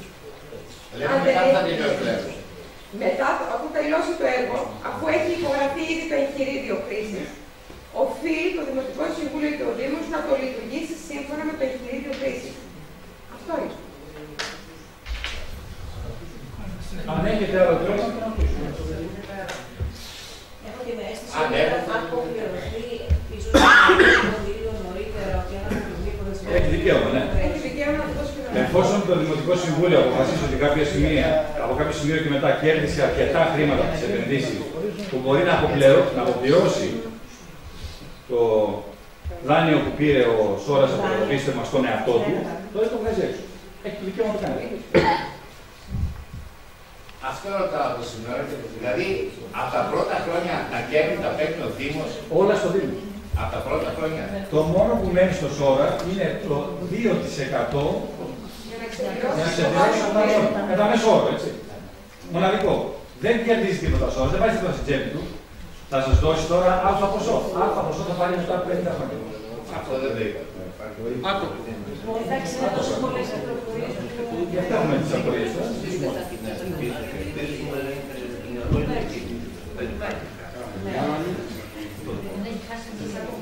Για να μην κάνω λάθος ερώτηση ή υποψία, θα ήθελα, αν είναι δυνατόν, να επαναλάβετε το κομμάτι της παρέμβασης του ΟΗΕ στην όλη ιστορία. Εκεί λιγάκι μου έγινε μια... Τα χρήματα έρχονται λοιπόν από το Παγκόσμιο Ταμείο προς όφελος των πολιτών. Άρα τα χρήματα έρχονται άτοκα. Ποιο εννοείται Παγκόσμιο Ταμείο? Αυτό που είναι Το τώρα... Παγκόσμιο Καταπίστευμα, σε αυτό που η Ελλάδα έχει 335 Γι' αυτό δεν γνωρίζετε, γιατί δεν μας είπαν τίποτα με την χώρα. Δεν το είχατε ακούσει ποτέ. Για εκεί που είναι λαγκάρι. Δεν είναι αυτό. Όλοι οι λαοί έχουν εκεί πέρα χρήματα. 2 ώρες να εξηγήσω πώς δημιουργήθηκε και παράλληλα, τώρα μάλλον θα το λύσεις αυτό, τα χρήματα της Ανατολικής, της Ανατολής. Τράπεζα της Ανατολής. Αυτό διευκρινίσει το παρακαλώ. Από πού, ποιας Ανατολής? Στις αρχές της μας Ανατολής ή... Η Τράπεζα της Ανατολής ιδρύθηκε στις αρχές του προηγούμενου αιώνα και δόθηκε μια οδηγία στους Έλληνες από την Κωνσταντινούπολη μέχρι την Αίγυπτο να καταθέτουν τα χρήματά τους εκεί. Αυτή ιδρύθηκε σαν θυγατρική της Εθνικής Τράπεζας της Ελλάδος, η οποία από τότε που ιδρύθηκε, το 1841, ανήκει κατά πλειοψηφία στην οικογένεια Ρότσιλντ. Και αυτοί ίδρυσαν την Τράπεζα της Ανατολής για να μαζέψουν το χρήμα των Ελλήνων. Και οι Έλληνες κατέθεταν εκεί τα χρήματά τους και παίρνανε μετοχές με αντίκρισμα σε χρυσά γαλλικά φράγκα, τα οποία ήταν ένα αμύθιτο ποσό το 1922. Και αυτός ήταν ο λόγος στην ουσία που κάηκε η Σμύρνη. Και δεν έκαψαν τόσο δημοκρατία. Και εξελίχθηκε πώς η Ανατολή Τράπεζα. Το θέμα είναι ότι από εκεί μετά προσπάθησαν να το εξαφανίσουν το θέμα. Ποιος στην Ελλάδα θα τολμούσε μετά την καταστροφή της Μικράς Ασίας να μιλήσει ξανά γι' αυτό? Όταν οι Έλληνες το μόνο που προσπαθούσαν ήταν να επιβιώσουν. Παρ' όλα αυτά πληρώνουμε φύλακτα για αυτά τα... Υπάρχει ακόμα, δεν έχει γίνει ποτέ η συμφώνευση. Δεν θα μπορούσε να γίνει συμφώνευση άλλωστε, γιατί μας είπαν ότι συγχωνεύτηκε η Εθνική Τράπεζα, δηλαδή συγχώνευσε την Τράπεζα της Ανατολής. Δηλαδή, με άλλα λόγια, να το καταλάβετε σαν μέγεθος, το Μυρμήγκι συγχώνευσε τον ελέφαντα. Αυτό έγινε. Δηλαδή, τα κεφάλαια που είχε η Τράπεζα της Ανατολής ήταν τόσο πολλά, δεν υπήρχε περίπτωση άλλη τράπεζα εκείνης της εποχής να συγχωνευτεί μαζί της. Θα μπορούσε η ίδια να συγχωνεύσει άλλες τράπεζες, να αγοράσει. Πώς έγινε το Θα το δείτε σήμερα αυτό που θα γίνει. Είναι πολύ σύντομο. Περιμένετε λίγο. Τώρα να πάμε εσείς με τον ΟΗΕ. Στο καταπίστευμα. Ναι. Αυτό που μπορώ να σας πω είναι το ότι έχουμε ξαναπάρει χρήματα από εκεί. Πώς έγιναν τα ναυπηγεία Σκαραμanga? Πώς έγινε το νεόριο ΣΥΡ? Πώς έγινε η γραμμή του ηλεκτρικού από τον Πειραιά στην Κηφισιά? Πήραν πάλι αυτοί. Πώς έγινε, το πήραν οι ίδιοι, ναι. Πώς έγιναν κάτι ιδρύματα από Δωσάκη, κάτι Αγγελόπουλοι, κάτι τις χελουργικές και αυτά? Από εκεί πήραν χρήματα. Άρα ήταν γνωστό το ταμείο αυτό και στους κυβερνώντες. Απλά φρόντισαν να μην μας πούνε τίποτα για να μπορέσουν να μας βάλουν στα μνημόνια. Παρότι είχαμε διαθέσιμα αυτά τα χρήματα. Αυτό ήρθε ο Αρτέμις Σόρας και είπε: ναι, σας βάλανε στα μνημόνια. Δεν το καταλάβατε. Τώρα, επειδή έχω εγώ χρήματα έξω από τα μνημόνια, βάζω τα δικά μου μέσα εγγυήσεις και μπορείτε πια να κατεβάσετε χρήματα από εκεί. Πληρώνουμε φύλακτα για αυτά τα ποσά που υπάρχουν. Δεν ξέρουμε τίποτε γιατί πληρώνουμε. Δεν ξέρω ο ελληνικός λαός ή το απέκρασε.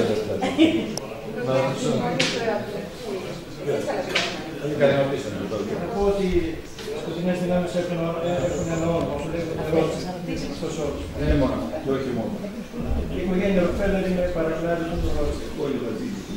Και ο Κόφι Ανάν είναι γαμπρός του Ρότσε, που θα έσωσε την γη του. Ποιος? Ο Κόφι Ανάν είναι γαμπρός του Ρότσε, που θα έσωσε το σχέδιό του την γη του.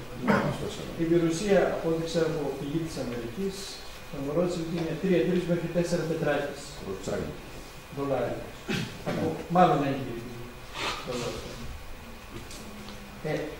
Αυτό παρέμβαση. Τώρα γιατί λίγο πολύ όμως ακόμη. Ήθελα να ρωτήσω πιο συγκεκριμένα. Υπάρχουν δήμοι που αποφάσισαν να εκμεταλλευτούν αυτή την παροχή του ΣΟΡΑ, έτσι όπως προσφέρεται. Οι πρώτοι δήμοι που υπέγραψαν. Ποιοι είναι, αν μπορούμε να τους ονομάσουμε, και αν κάποιος πήρε χρήματα. Ναι, δεσμευτήκαμε να μην δώσουμε τα ονόματά τους για να το κάνουν οι ίδιοι. Οι πρώτοι δήμοι που υπέγραψαν ήταν Σεπτέμβριος μήνας. Το Σεπτέμβριο που πέρασε, ναι. Μα η ιστορία θα ξεκίνησε από τον Ιούλιο. Δηλαδή συναντηθήκαμε με τον οργανισμό ΕΝΚ και στον Αρτέμι Σόρα αμέσως μετά το δικαστήριο και εκεί μας ανακοίνωσε όσοι θέλετε να πάτε να ενημερώσετε τους Δήμους, πήραμε τα σχετικά στοιχεία και βγήκαμε να ενημερώσουμε τους Δήμους. Οι πρώτοι δήμαρχοι που ενημερώθηκαν και ήταν πολύ θετικοί, πήραν αποφάσεις στο Δημοτικό του Συμβούλια και υπέγραψαν τα σχετικά έγγραφα. Ορίστε. Είναι πολύ αυτοί οι Δήμοι. Αν μου επιτρέπετε να μην σας πω, γιατί δεσμευτήκαμε. Σαν νούμερο. Όχι όλα. Είναι σε ικανοποιητικά επίπεδα. Είναι αρκετοί. Και ένας Δήμος να υπέγραφε. Και ένας Δήμος να υπογράψει μπορεί να κάνει το εξής. Φανταστείτε ότι υπογράφει εδώ ο Δήμος ο δικός σας, έτσι. Και πάτε στο διπλανό Δήμο, θέλετε, Παραναστήριο, θέλετε. Δίπλα. Και πάτε εκεί και φτιάχνετε ένα συσκευαστήριο τι προϊόντα έχουν. Δεν μπορείτε να το κάνετε. Δεν μπορείτε να δώσετε εντολή με το Δημοτικό Συμβούλιο να κάνει μια ιδιωτική επιχείρηση δίπλα.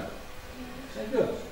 Ωραία, πάτε και λέτε λοιπόν στους Ισλανούς σας, αντί να σας κλέβουν τα προϊόντα σας, στη τιμή που σας τα κλέβουν οι έμποροι που πουλάνε αυτή τη ΣΑ, θα τα διαχειρίζεται αυτή εδώ η υπηρεσία, η οποία θα τα παίρνει, θα τα διοικητεύει και τα κέρδη θα μένουν σε εσάς. Ποιος θα πει όχι.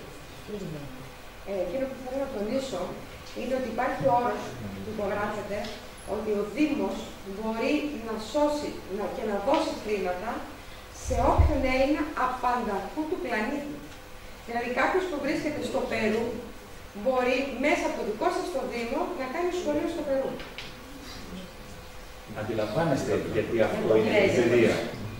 Εγώ λοιπόν... Κάτι ακόμα. Υπάρχει ένας Ταλιμπάν στην κυβέρνηση που λέγεται Άδωνης Γεωργιάδης. Δεν είναι μόνος. Είπα για ένα. Αυτό κάποια στιγμή είπε, από τότε που έγινε το δικαστήριο, εάν θέλει να αποδείξει ο Σόρας ότι έχει χρήματα και μπορεί να πληρώσει χρήματα, ας βγει να πληρώσει τη δόση του δανείου που τρέχει τώρα. Για την πάρουν πάλι οι γνωστοί Εβραίοι τραπεζίτες. Για την πάρουν αυτή.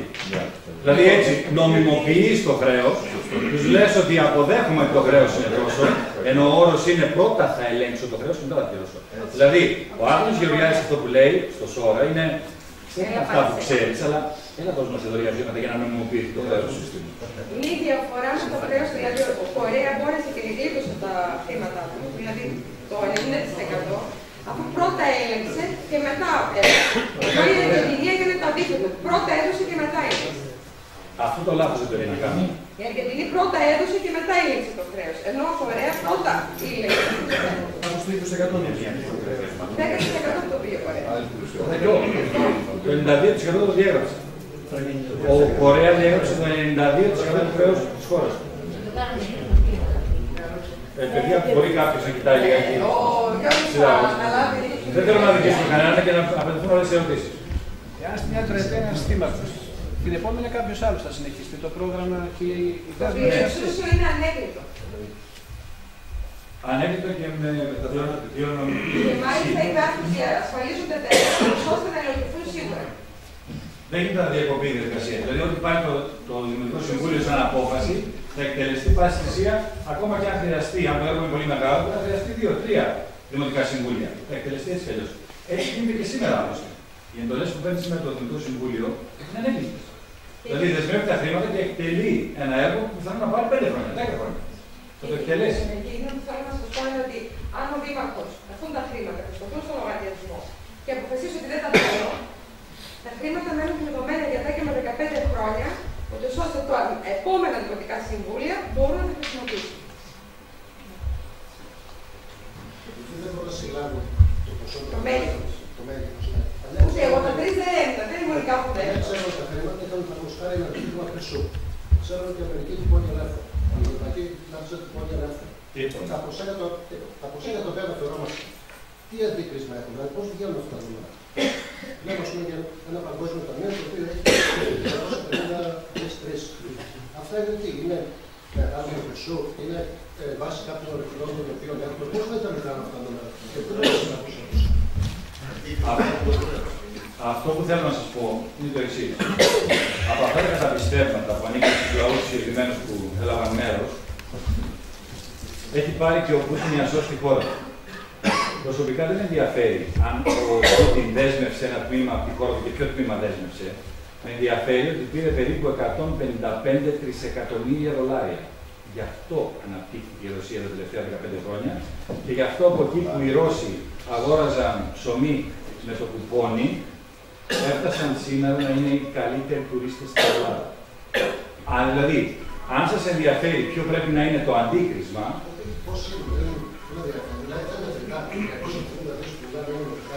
Δεν θα πούνε μετρητά όμως. Το τι δέσμευσε ο Σόρας εκεί, πιθανόν ομόλογα, πιθανόν μετοχές, δεν με απασχολεί. Εφόσον το Παγκόσμιο Ταμείο τα ενέκρινε αυτά και του έδωσε έγκριση, δεν έχω κανένα λόγο να αμφιβάλλω. Αυτό που θα έρθει στους Δήμους είναι μετρητό. Κατατίθεται σε ένα λογαριασμό συγκεκριμένο και εκτελούνται τα συγκεκριμένα έργα με μετρητά. Πληρώνονται μετρητά.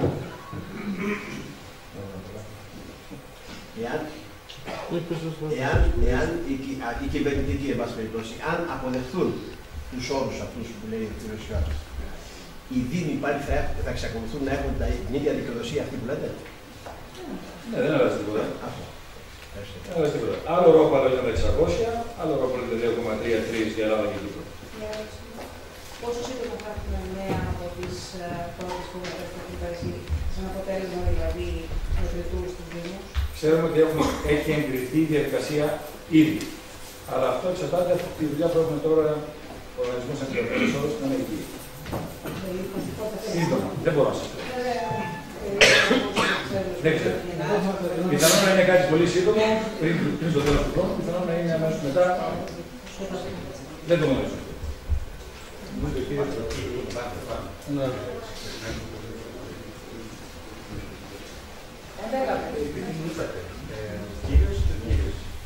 Ξεκινήσω εδώ. Είχατε πει στην αρχή ότι έχουν βοηθηθεί κάποιες άλλες χώρες με τον ίδιο τρόπο, με τον δανεισμό του κ. Σόρα. Θα δώσετε κάποιο παράδειγμα στο τι εξέλιξη?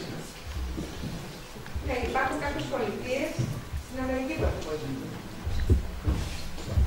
Οι οποίες τι κάνουν, μέσα από αντίστοιχο ομολόγου πήραν δανεισμό με αυτόν τον τρόπο? Και τι εξέλιξη είχαν μέχρι στιγμής και πότε ήταν? Νομίζω πέρυσι πρόταση. Πέρυσι. 2 πολιτείες στην Αμερική.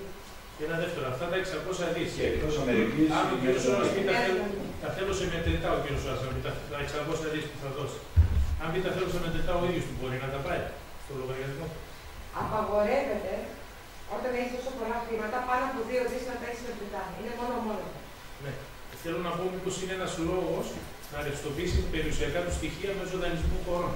Δεν είναι περιουσιακά του στοιχεία να ρευστοποιήσει. Το αμερικανικό δημόσιο του τα χρωστάει. Είχα ακούσει ότι είχε κάνει μια εφεύρεση και την είχε αγοράσει η NASA.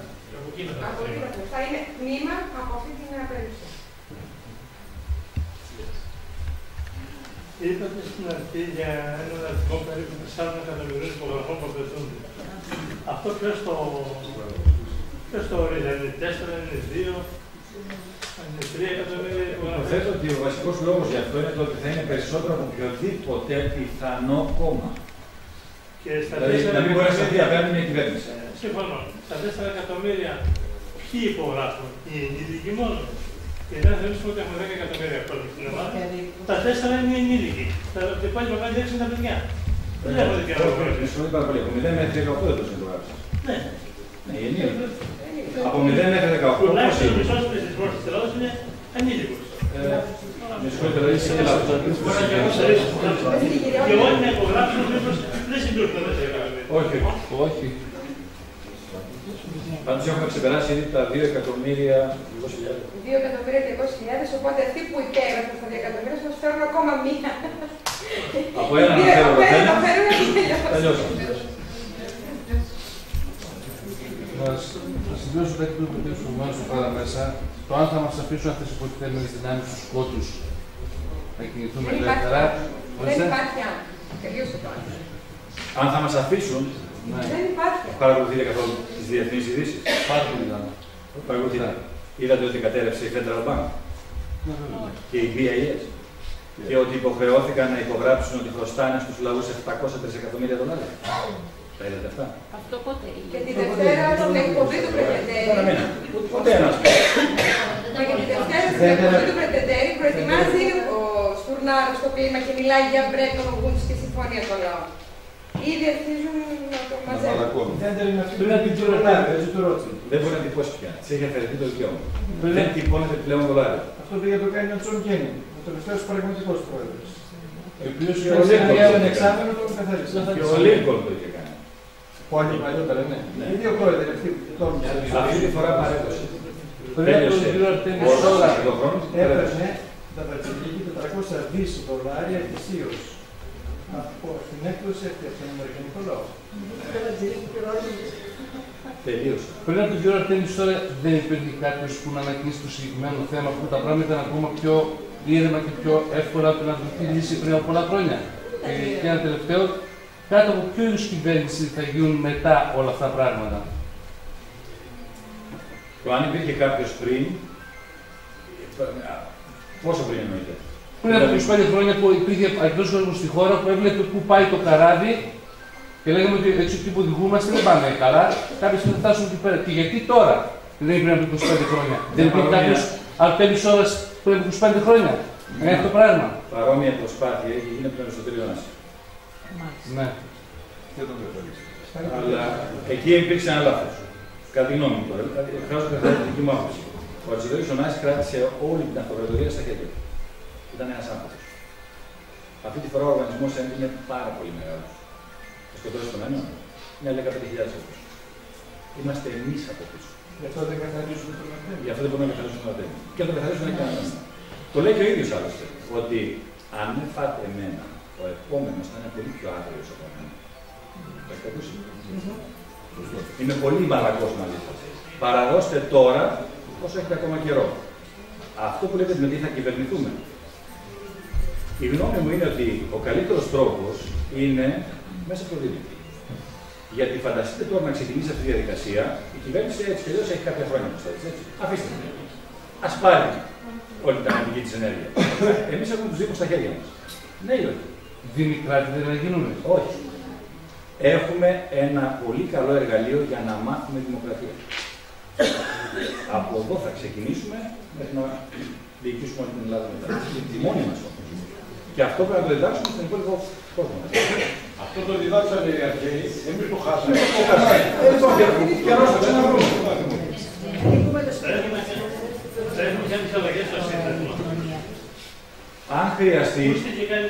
Αν χρειαστεί θα το κάνουμε, αλλά αυτό όμως δεν είναι στο ποιο ώρα. Εσύ θα μας πεις αν δεν αλλάξεις. Δεν θα είναι κοινοβουλευτική δημοκρατία η Ελλάδα. Δηλαδή, κόμματα πάλι δεν θα έχουμε εκλογές. Δεν θα έχουμε. Λέω, σκέφτομαι τώρα, έτσι. Άμα φύγουν τα κόμματα από την Ελλάδα και είναι όλοι οι Έλληνες ένα, θα μας πειράξει. Πώς θα φαγωνόμαστε. Πώς θα φαγωνόμαστε. Μάθαμε Γιατί πρέπει να έχουμε κόμματα, δεν κατάλαβα. Ποιος θα δει. Θα διώξουμε κάποιους. Αυτός είναι ο λόγος που οι ερωτήσεις αυτές δεν θα γινόντουσαν αν είχαμε παιδεία. Σε όλο αυτό το χρονικό διάστημα πρέπει να πάει μπροστά η παιδεία μας. Δεν γίνεται αλλιώς. Πρέπει να καταλάβουμε τι σημαίνει δεν θέλω να με διοικεί άλλος. Θέλω να αυτοδιοικούμε. Ξέρει έννοια η αίσθηση της δημοκρατίας. Είναι δυνατόν. Είναι παραλαμβασμένη η αίσθηση της δημοκρατίας. Αυτό που λέμε δεν είναι καμία σχέση με τη δημοκρατία. Μα είμαστε ήλωτες τώρα. Τα κόμματα δεν είναι δημοκρατία. Αν θέλετε κόμματα, δεν θέλετε δημοκρατία. Εγώ αυτό που έχω να πω είναι ότι οι ευτυχισμένοι δεν έχουν ούτε κόμματα ούτε δόξα. Αυτός που θα βγει μπροστά και είναι ικανός θα έχει και την αποδοχή. Όπως γινόταν στην αρχή. Όπως γινόταν στην αρχή. κοινό συμφερόντων είναι αυτό που έχει πει και ο Αρτέμις Ώρας σε ένα λόγο του. Η ευτυχία και η ευδαιμονία είναι μαζικό δικαίωμα. Δεν μπορούμε να το διεκδικήσουμε αυτό. Αυτό που το καταλαβαίνουν οι ίδιοι άνθρωποι πλέον. Αν το καταλάβουμε και το εμπεδώσουμε εμείς και το υπέρξουμε προς τα έξω, δεν χρειάζεται πολλά λόγια. Αν εσύ γίνεις παράδειγμα, θα σε μιμηθεί και η γειτόνισσα, θα σε μιμηθεί και η μάνα σου. Δεν θα γίνει αύριο. Δεν θα γίνει αύριο, αλλά θα είμαστε σταθεροί στην πρόθεση. Δηλαδή, αν είμαστε σταθεροί στην πρόθεση αυτή, δίπλα μας θα αλλάξει το κόσμο. Πρώτα αλλάζουμε εμείς και αμέσως αλλάζει. Είναι η αλλαγή που θέλεις να δεις στους άλλους. Σωστό, εντάξει, έτσι είναι. Αλλά υπάρχει και το αλλά. Μα ήδη και στους Δήμους υπάρχουν τα κόμματα. Εφόσον συγκεντρωθούν 4 εκατομμύρια υπογραφές. Αν μιλάτε μεταξύ σας, δεν μπορούμε να ρωτήσουμε. Εφόσον συγκεντρωθούν 4 εκατομμύρια υπογραφές, τι θα προκαλέσει? Θα υποχρεωθούν να κατεβάσουν τα εξαγωγή. Με τους όρους μας. Γιατί είπαμε ότι είναι αποδοχή και εξαγορά του χρέους. Γινόμαστε μέτοχοι στην εξαγορά του χρέους. 4 εκατομμύρια Έλληνες δίνουν εντολή πλέον. Εμείς είμαστε οι εντολείς. Εντολείς είναι οι Έλληνες. Η χώρα ανήκει σε εμάς. Δεν ανήκει στην κυβέρνηση. Η κυβέρνηση είναι διαχειριστές μόνο. Άρα, αν εγώ του δώσω την εντολή, ο λαός, να κάνει αυτό, είναι ο να το κάνει. Υπάρχει σε εξέλιξη το δικαστήριο για την μήνυση εσφάλισης προδοσίας. Οπότε φανταστείτε στο δικαστήριο να πάνε καροτσάκι 4 εκατομμύρια υπογραφές. Αυτό μπορεί να σημαίνει ότι να πέσει η κυβέρνηση, ας πούμε. Όχι, δεν είναι ανάγκη να πέσει η κυβέρνηση. Την εξαγορά του χρέους θέλουμε. Απλά μέσα από αυτή θα χαρακτηριστεί η απάτη. Γιατί για να βάλει κάτι προδοσία σημαίνει ότι υπάρχει μια παραγωγική διαδικασία. Οπότε θα βγουν πολλά στοιχεία στο φως. Να ξεκινήσει από κάπου όμως.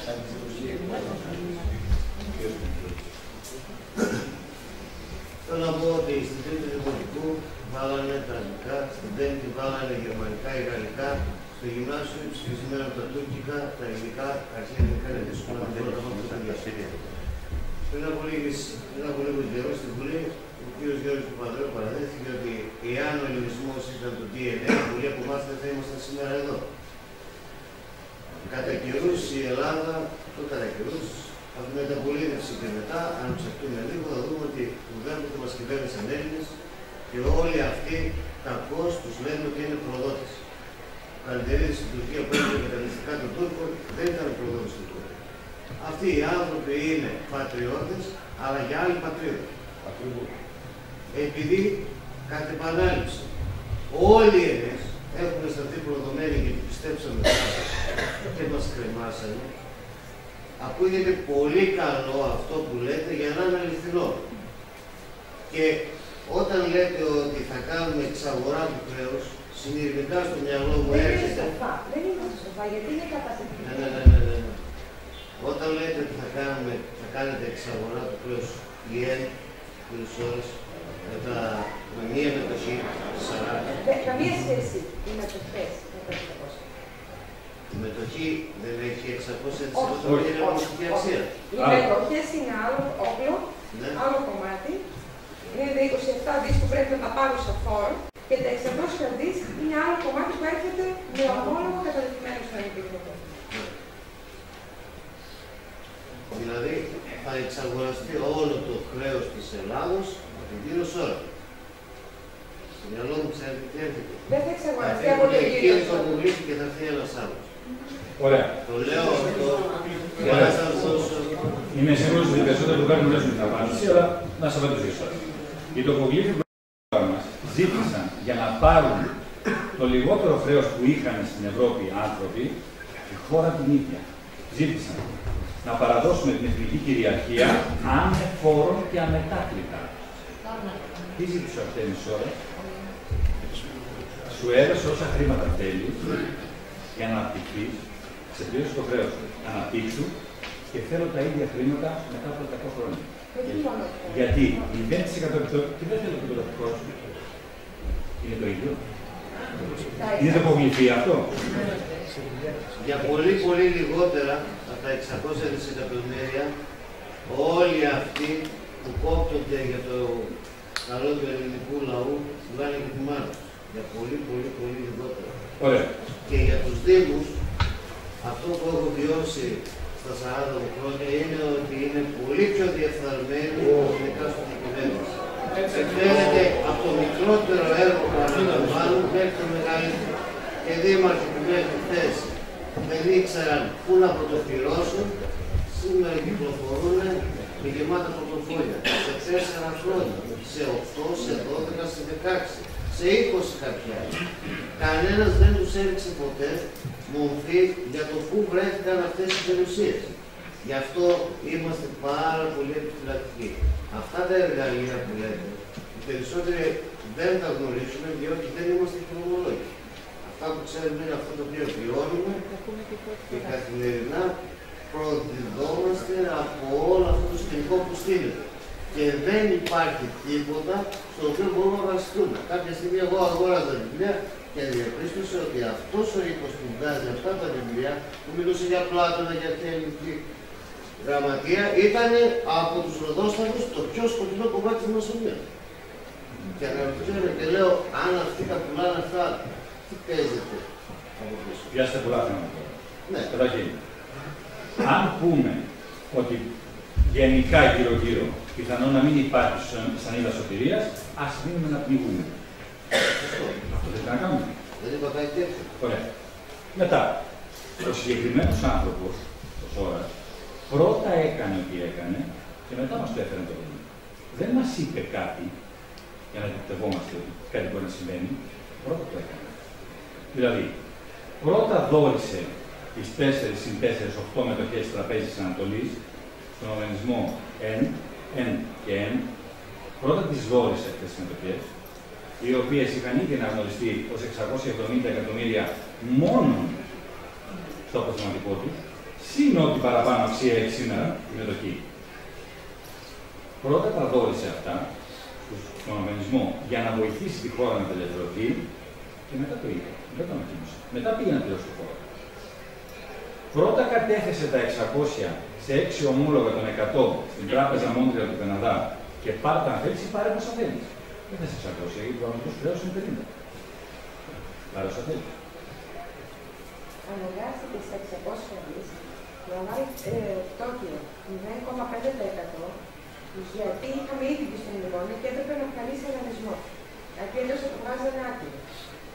Και είπε ότι αφού αποπληρώσουμε το δάνειο, δεν θα πάρω το. Είναι στους όρους. Είναι στους όρους. Και αυτό πρέπει τώρα για τους Δήμους. Εκατομμύρια, μία μετοχή. Μπορεί να τα διαχειριστεί οποιαδήποτε στιγμή αυτό επιθυμεί. Είναι στην ελληνική δημοκρατία. Έχω φύγει από αυτό. Πέρα από εκείνα που έχει καταθέσει, μία οποιαδήποτε αποθέσει μετοχές. Μπορεί Οι μετοχές δεν είναι στην κρίση της δημοκρατίας.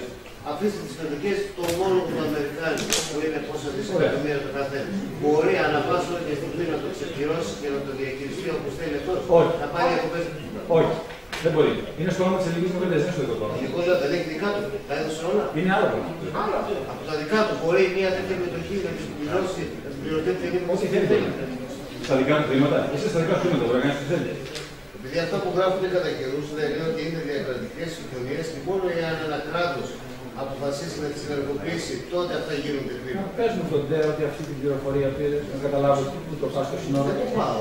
Απλά εγώ κάνω ερωτήματα γιατί όλα αυτά που ακούω. Αυτά τα ερωτήματα και αυτή η πληροφορία είναι ακριβώς η αντιπροπαγάνδα. Αυτό που προσπαθούν να κάνουν για να πούνε ότι ο Αρτέμις Σόρας δεν μπορεί να τα υλοποιήσει αυτά, γιατί δεν υπάρχει μια διακρατική συμφωνία ανάμεσα. Δεν υπάρχει αυτό πιο ψεύτικο από αυτό. Προσπαθούν να πείσουν τον ελληνικό λαό ότι αυτά δεν έχουν ισχύ. Όταν από πίσω υπογράφει το Αμερικάνικο Δημόσιο. Θα πτωχεύσει το Αμερικάνικο Δημόσιο και αυτό το έχουν πει. Θα πτωχεύσει το Αμερικάνικο Δημόσιο, δεν θα έχει καμία αξία το ομόλογο του Σόρα. Ξέρετε ότι αν πτώχευε η χώρα μας, τι θα έκαναν οι δανειστές σε εμάς. Καθόντουσαν και θα πάρουν. Καθόντουσαν να πάρουν τον Γουστάβο, έτσι. Ας πτωχεύσει, δηλαδή θα πάρει Σόρα να πάρει τον Γουστάβο την Αμερική. Και το κέρδος των 600 δις είναι επειδή υπάρχουν στο οργανισμό της ελληνικής δημοκρατίας. Δεν μπορούν να πτωχεύσουν. Αν δεν υπήρχε θα μας είχαν πτωχεύσει ήδη. Επειδή υπήρχε το ομόλογο πτώχευσης, γι' αυτό κατέθεσε τα χρήματα στο αυτή τη στιγμή. Το ομόλογο έλεγε 12 Οκτωβρίου. Κατέθεσε τα χρήματα 28 Σεπτεμβρίου. Ευχαριστούμε πολύ για την ενημέρωση. Εμείς ευχαριστούμε πολύ. Καλή ελευθερία. Σε όλους. Γεια σας. Θα κάνω μια ερώτηση. Βασικά έχω πολλές ερωτήσεις σαν νέος πούμε, αλλά άκουγα πολλά θέματα και τέτοια. Ο κύριος Σόρας, θα να κάνω μια ερώτηση. Ο κύριος Σόρας, δεν γίνεται να βάλει σε κάθε νομό κάποια άτομα δικά του ώστε να αναπτύξουν κάποιες εταιρείες ή κάποιους οργανισμούς ή κάποιες επιχειρήσεις ώστε να υπάρξει ανάπτυξη με τα χρηματικά ποσά που διαθέτει, αντί να πάει στους δημάρχους και να είναι πιο έμπιστα τα άτομά του ώστε να μπορεί να κάνει και πιο σωστός ο έλεγχος, η δουλειά, τα πάντα. Αν το κάνει αυτό, δεν θα το πολεμήσουμε περισσότερο. Δεν ξέρω, ρωτάω σαν νέος πούμε. Αυτό θα γίνει στην ουσία, αλλά θα γίνει μέσα από το Δήμο. Δείτε και πόσο σημαντικό είναι αυτό να γίνει έτσι. Αν μάλιστα το κάνει μόνο, τότε είναι σαν να επιλέγει έναν συγκεκριμένο Δήμο και θα βγουν 300 τόσοι Δήμοι να λένε γιατί πήγε αυτό. Εγώ λέω σε όλους τους Δήμους. Αυτό έκανε τώρα λοιπόν. Δέσμευσε δική του περιουσία, εξασφάλισε ότι αυτά τα χρήματα είναι διαθέσιμα για τους Δήμους της Ελλάδος και όποιος Δήμαρχος και Δημοτικό Συμβούλιο ή πολίτες, άμα δεν θέλει ο Δήμαρχος, δώστε το. Εσείς την εντολή του Δημάρχου. Υποχρεώστε λοιπόν να υλοποιήσει τα έργα που εσείς θέλετε. Αυτό έχετε κάποιο δίκιο, αλλά θα ρωτήσω να πω ένα απλό πράγμα. Εγώ, σαν νέος, ακούω κάποια πράγματα. Δηλαδή, τόσο έξυπνοι είναι οι Αμερικάνοι, έχουν αποθήκες με σιτάρι, τόσο εμείς δεν μπορούμε να κάνουμε μια αποθήκη να συντηρήσουμε σιτάρι. Τους αγρότες δεν τους δίνουμε κίνητρα να βάλουν σιτάρι και φάνουν σε σημείο. Εργοστάσια ζάχαρης κλείνουν. Τι άλλο να πω, να αρχίσω από ένα σωρό πράγματα στο μυαλό και τώρα εντάξει είμαι και λίγο μπερδεμένος, αλλά να σου πω δηλαδή, να βάζω σε όλα έναν πολίτη. Εγώ, χωρίς αφιλοκερδός, ειλικρινά σας το λέω, να πάω να κάνω να με δώσει το κονδύλια ή τα τέτοια, να κάνω μια αποθήκη, λέω ένα παράδειγμα το πιο απλό. Να κάνω αποθήκη και να αποθηκεύω το σιτάρι για 100 χρόνια. ώστε να μην υπάρχει ποτέ πρόβλημα. Δηλαδή, πώς, να κάνουμε το άλλο, να σας πω ένα πολύ γελίο πράγμα. Να πάρουμε από τη φλούδα που είναι λίγο επιστημονικό, φλούδα του πέφτου, που το κάνουν μαζί με σπόρους του αφιλίου, το κάνουν σε άλλες χώρες και το πουλάνε σαν θησαυρό. Να γίνει, δηλαδή υπάρχουν οι νέοι, έχουν πολλά πράγματα. Ο σκοπός είναι κάποιος να τους προωθήσει. Αυτό το πράγμα, εντάξει, τώρα από εκεί και πέρα, εγώ δεν έχω εμπιστοσύνη πλέον ούτε σε δήμαρχους, ούτε σε τέτοια. Κάνουν όσο μπορούν φυσικά τη δουλειά τους, όσοι δεν μπορούν με κάποια συμφέροντα. Να σας πω ένα απλό παράδειγμα. Φτιάξαμε, εγώ επειδή να κάνω αθλητισμό και τέτοια, έτυχε το account μου κάποια πράγματα, φτιάχνω στο εθνικό στάδιο επιβάλλον προβολής που αξίζαν τόσα εκατομμύρια. Και δεν έχει χώρο να αθληθούν τα άτομα και τα παιδιά και έχουν μαζευτεί σε ένα γυμναστήριο όπως είναι αυτό εδώ και μαζεύονται ανάπηροι, γυναίκες, αθλητές, πολίτες. Οι πολίτες κάνουν παράπονα όταν με το κρύο που δεν μπορούν να κάνουν γυμναστική.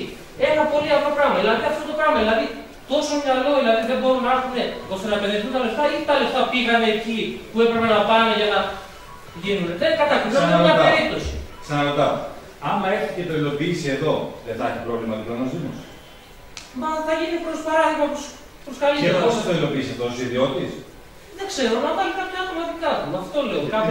Γιατί αυτό σου φαίνεται ότι είναι δεκτό και δεν σου φαίνεται η δέσμευση 2-3 εκατομμυρίων υπέρ της ανάπτυξης όλου του Δήμου της Ελλάδος. Και θα σου το εξής τώρα. Μα να το κάνουν σε όλους τους Δήμους. Αυτό λέμε.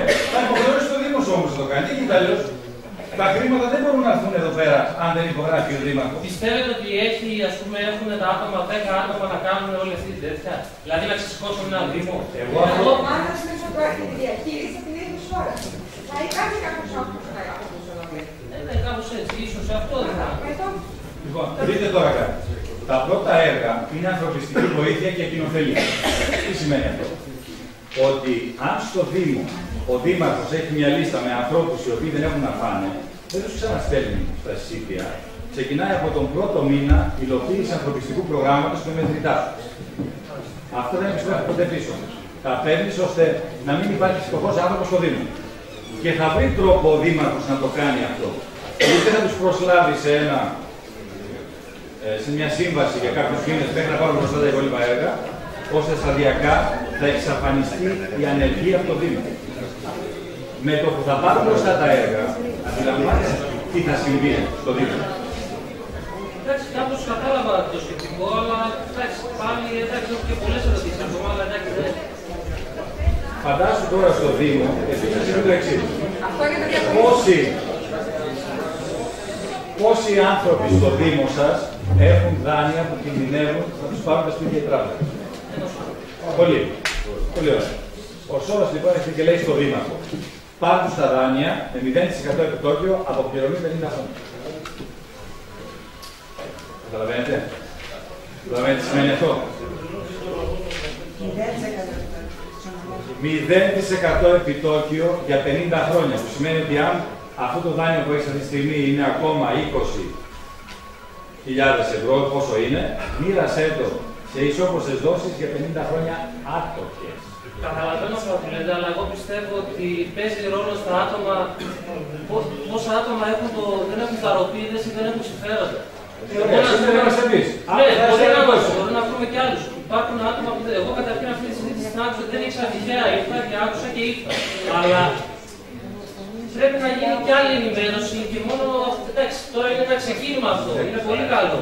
Το δέχομαι, αλλά πρέπει να βρεθούν άτομα που δεν θα κοιτάξουν ούτε τα συμφέροντα, ούτε τα δηλαδή πώς θα βγάλω εγώ 100 εκατομμύρια ή 200 και να κοιτάξουν ότι εμείς που θα κάνουμε οικογένεια θα μείνουμε στα παιδιά μας, οι γενιές των γενιών μας. Δηλαδή, θα γίνει ένα σχολείο, ένα στάδιο ή ένα τέτοιο να ωφελήσει πολλούς ανθρώπους και στην πορεία. Φτανόμαστε και φτάνουμε σε ένα σημείο και λέμε γιατί αυτό, γιατί το άλλο. Πρώτα θα αναλάβουμε τη δική μας ευθύνη. Εσύ το έγραψες σήμερα. Σε πόσους θα το πεις και πόσους θα ενεργοποιήσεις. Να σας πω κάτι, το πρώτο πράγμα που ακούνε, άμα τους το πω, θα πούνε τώρα άσε εγώ τα προβλήματά μου. Θα βρεις 10, αλλά ένας θα είναι θετικός. Ναι, έχετε από. Και όταν θα βγουν τα πρώτα χρήματα και θα ανοίξει το έργο, έχει μέσα προς το τέλος. Δεν έχει τελειώσει προς την αρχή. Αυτό έχω να σου πω. Ναι, αλλά να σου πω κάτι, η δικιά μας γενιά περνάει τώρα αυτό που λέμε γενοκτονία. Σωστά. Δηλαδή αυτό το πράγμα, δηλαδή να είσαι 30 χρόνια και 35 και να ψάχνεις το σεξ να σου στα μάτια της μιζέρια, μπες μπροστά, έχεις μια ελπίδα, τουλάχιστον έχεις δύο όπλα και ξεκίνησες με αυτά τα δύο όπλα. Θα βρεθούν στην πορεία και άλλα. Οπότε άσο αυτό στην άκρη. Εγώ πιστεύω ότι ένα πιόνι μικρό, μια κουκίδα μέσα στην Ελλάδα, ή πόσοι λίγοι είναι, εγώ έτσι πιστεύω, αυτό βλέπω, γιατί δεν υπάρχουν Έλληνες και δεν υπάρχουν, γεωγραφικά μιλάω. Μην ξεκινάς με το δεν υπάρχουν. Να σας πω κάτι, υπάρχουν, αυτό λέω, δηλαδή εμείς τώρα είμαστε μια κουκίδα. Οι άλλοι γραμμινοί που είναι πόσα εκατομμύρια, γιατί δεν ήρθαν, γιατί δεν ήρθαν. Πες μου γιατί το όνομά σου. Νίκο. Άκουσε με Νίκο. Το ξέρω ότι η γενιά σας είναι η πιο ταλαιπωρημένη γενιά. Εντάξει. Γιατί ξεκινήσατε σε μια εποχή που ενώ θα έπρεπε τώρα να ανθίσετε, δεν έχετε τα οικονομικά μέσα. Και πιθανόν γι' αυτό. Δεν είναι μόνο τα οικονομικά. Άψε με ολοκληρώσει Δεν είναι μόνο τα οικονομικά. Άψε με λίγα. Ευθύνεται η δική μου γενιά. Μπορεί κατά πάσα πιθανότητα. Ωραία. Ωραία. Αυτό όμως που επίσης βλέπω μπροστά είναι ότι τώρα δίνεται η δυνατότητα στην Ελλάδα να ανθίσει. Και αυτό θα το εισπράξεις εσύ.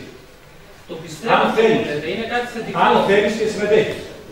Για να συμμετέχεις όμως, θα ενεργοποιήσεις τον εαυτό σου με θετική ενέργεια. Δεν θα έρχεσαι εδώ για να κάνεις παραδείγματα του δικηγόρου που διαβάζω. Καταλαβαίνω τι λέτε. Ωραία.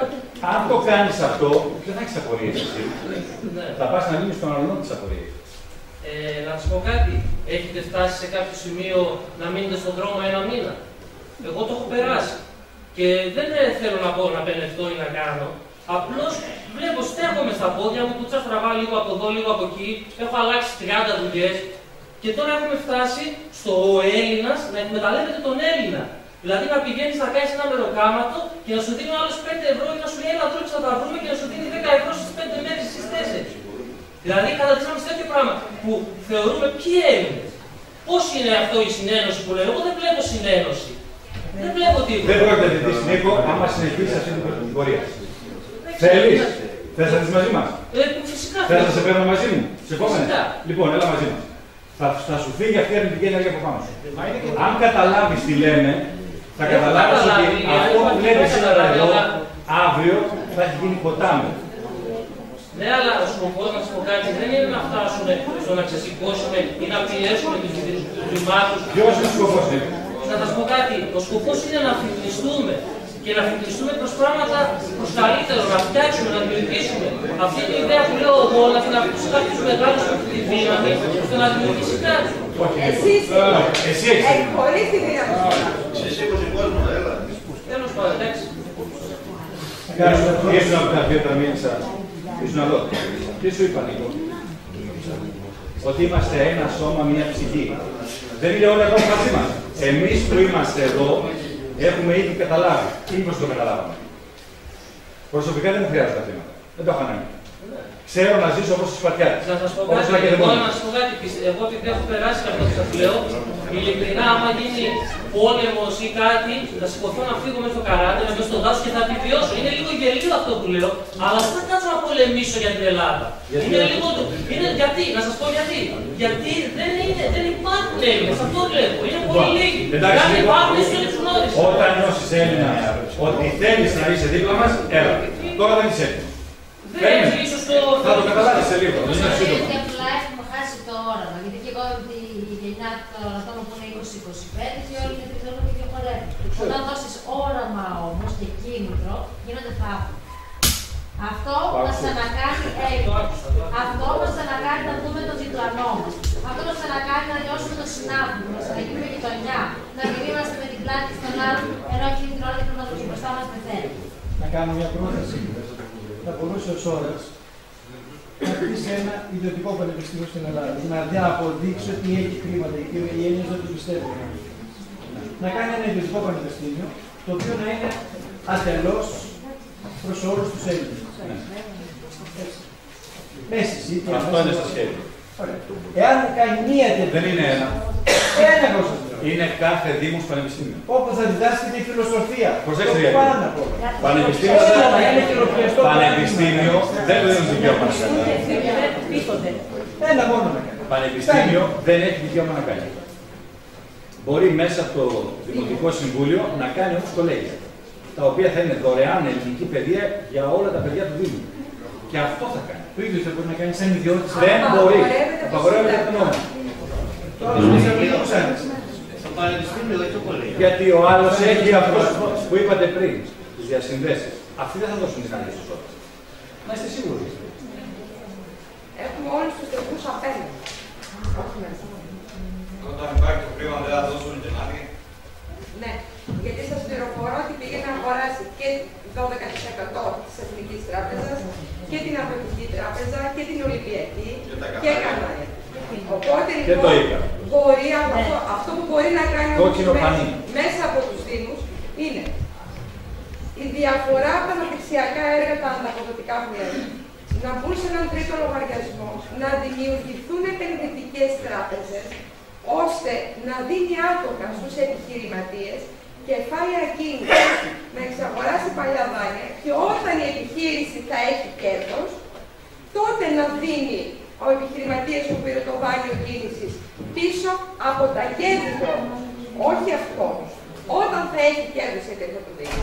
Έτσι λοιπόν με αυτόν τον τρόπο βγάζει απ' έξω όλες τις άλλες τράπεζες, δημιουργούνται οι επενδυτικές τράπεζες, νεάτοκα πάντα μιλάμε, και πετάνε το σύστημα. Γιατί δεν μπόρεσε να πάρει τις άλλες τράπεζες. Μόνο με αυτόν τον τρόπο. Γιατί ο Προβόπουλος δεν δίνει την άλλη για να κάνει μεγάλη. Αυτή μας προς το φοβάται ότι αν υποκύψω, αν υποκύψω στις πιέσεις του Σόρα, στην πρόκληση Σόρα και ζητήσω από εκεί, θα με κόψει ο Προβόπουλος. Εγώ θα σας πω κάτι. Ναι, αλλά υπέγραψε. Πρώτον ότι υπέγραψανε, αλλά και όταν ο Δήμαρχος που φοβάται, πάμε εμείς και τον αγκαλιάσουμε και του λένε Δήμαρχε, εμείς είμαστε εδώ, τότε δεν θα αγοράσει. Υπάρχουν δηλαδή και άνθρωποι οι οποίοι δεν είναι το αντίπαλο μέρος. Τι θα δούμε. Αν τους αγκαλιάσουμε και τους πούμε είμαστε εδώ, προχώρα, νομίζω ότι θα αγοράσει. Φοβάται γιατί είναι εκεί χειροπιαστό παράδειγμα. Πώς υπογράψανε. Και πώς υπογράψανε. Μακάρι. Ωραία. Περιμένετε λοιπόν ένα μήνα.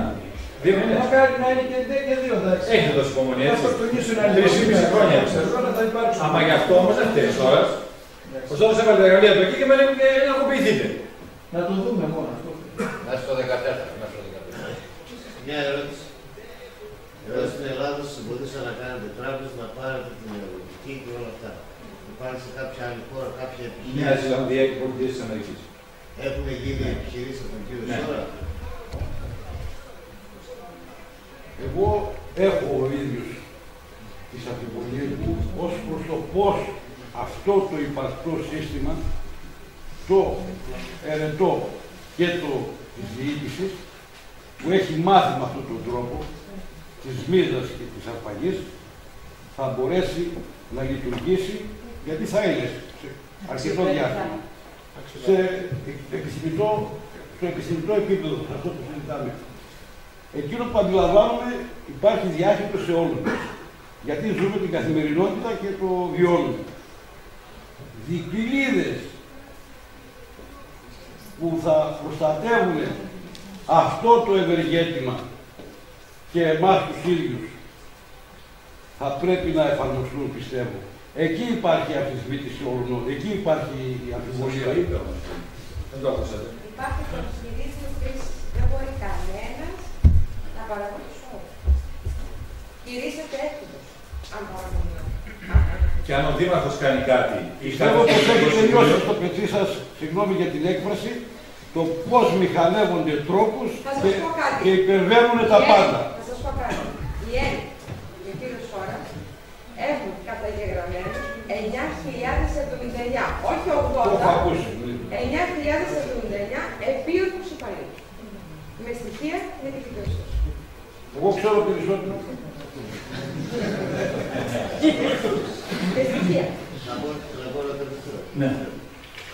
Υπήρξε μια κίνηση από το αντίσταση τώρα, το οποίο έκανε και αυτό το Ελληνικός, πέρασε από την δράμα ένας οικονομολόγος και μας είπε ότι, όχι μας είπε, μας απέδειξε μέσα από ΦΕΚ, όχι μαρτυρίες, μέσα από ΦΕΚ, ότι 233 δισεκατομμύρια εξαιρέστηκαν από τις τράπεζες και αυτά τα λεφτά, εάν δεν τα πληρώσουν οι τράπεζες, με ΦΕΚ τους απαλλάσσει και θα τα βάλουν στο ελληνικό χρέος. 233 δις.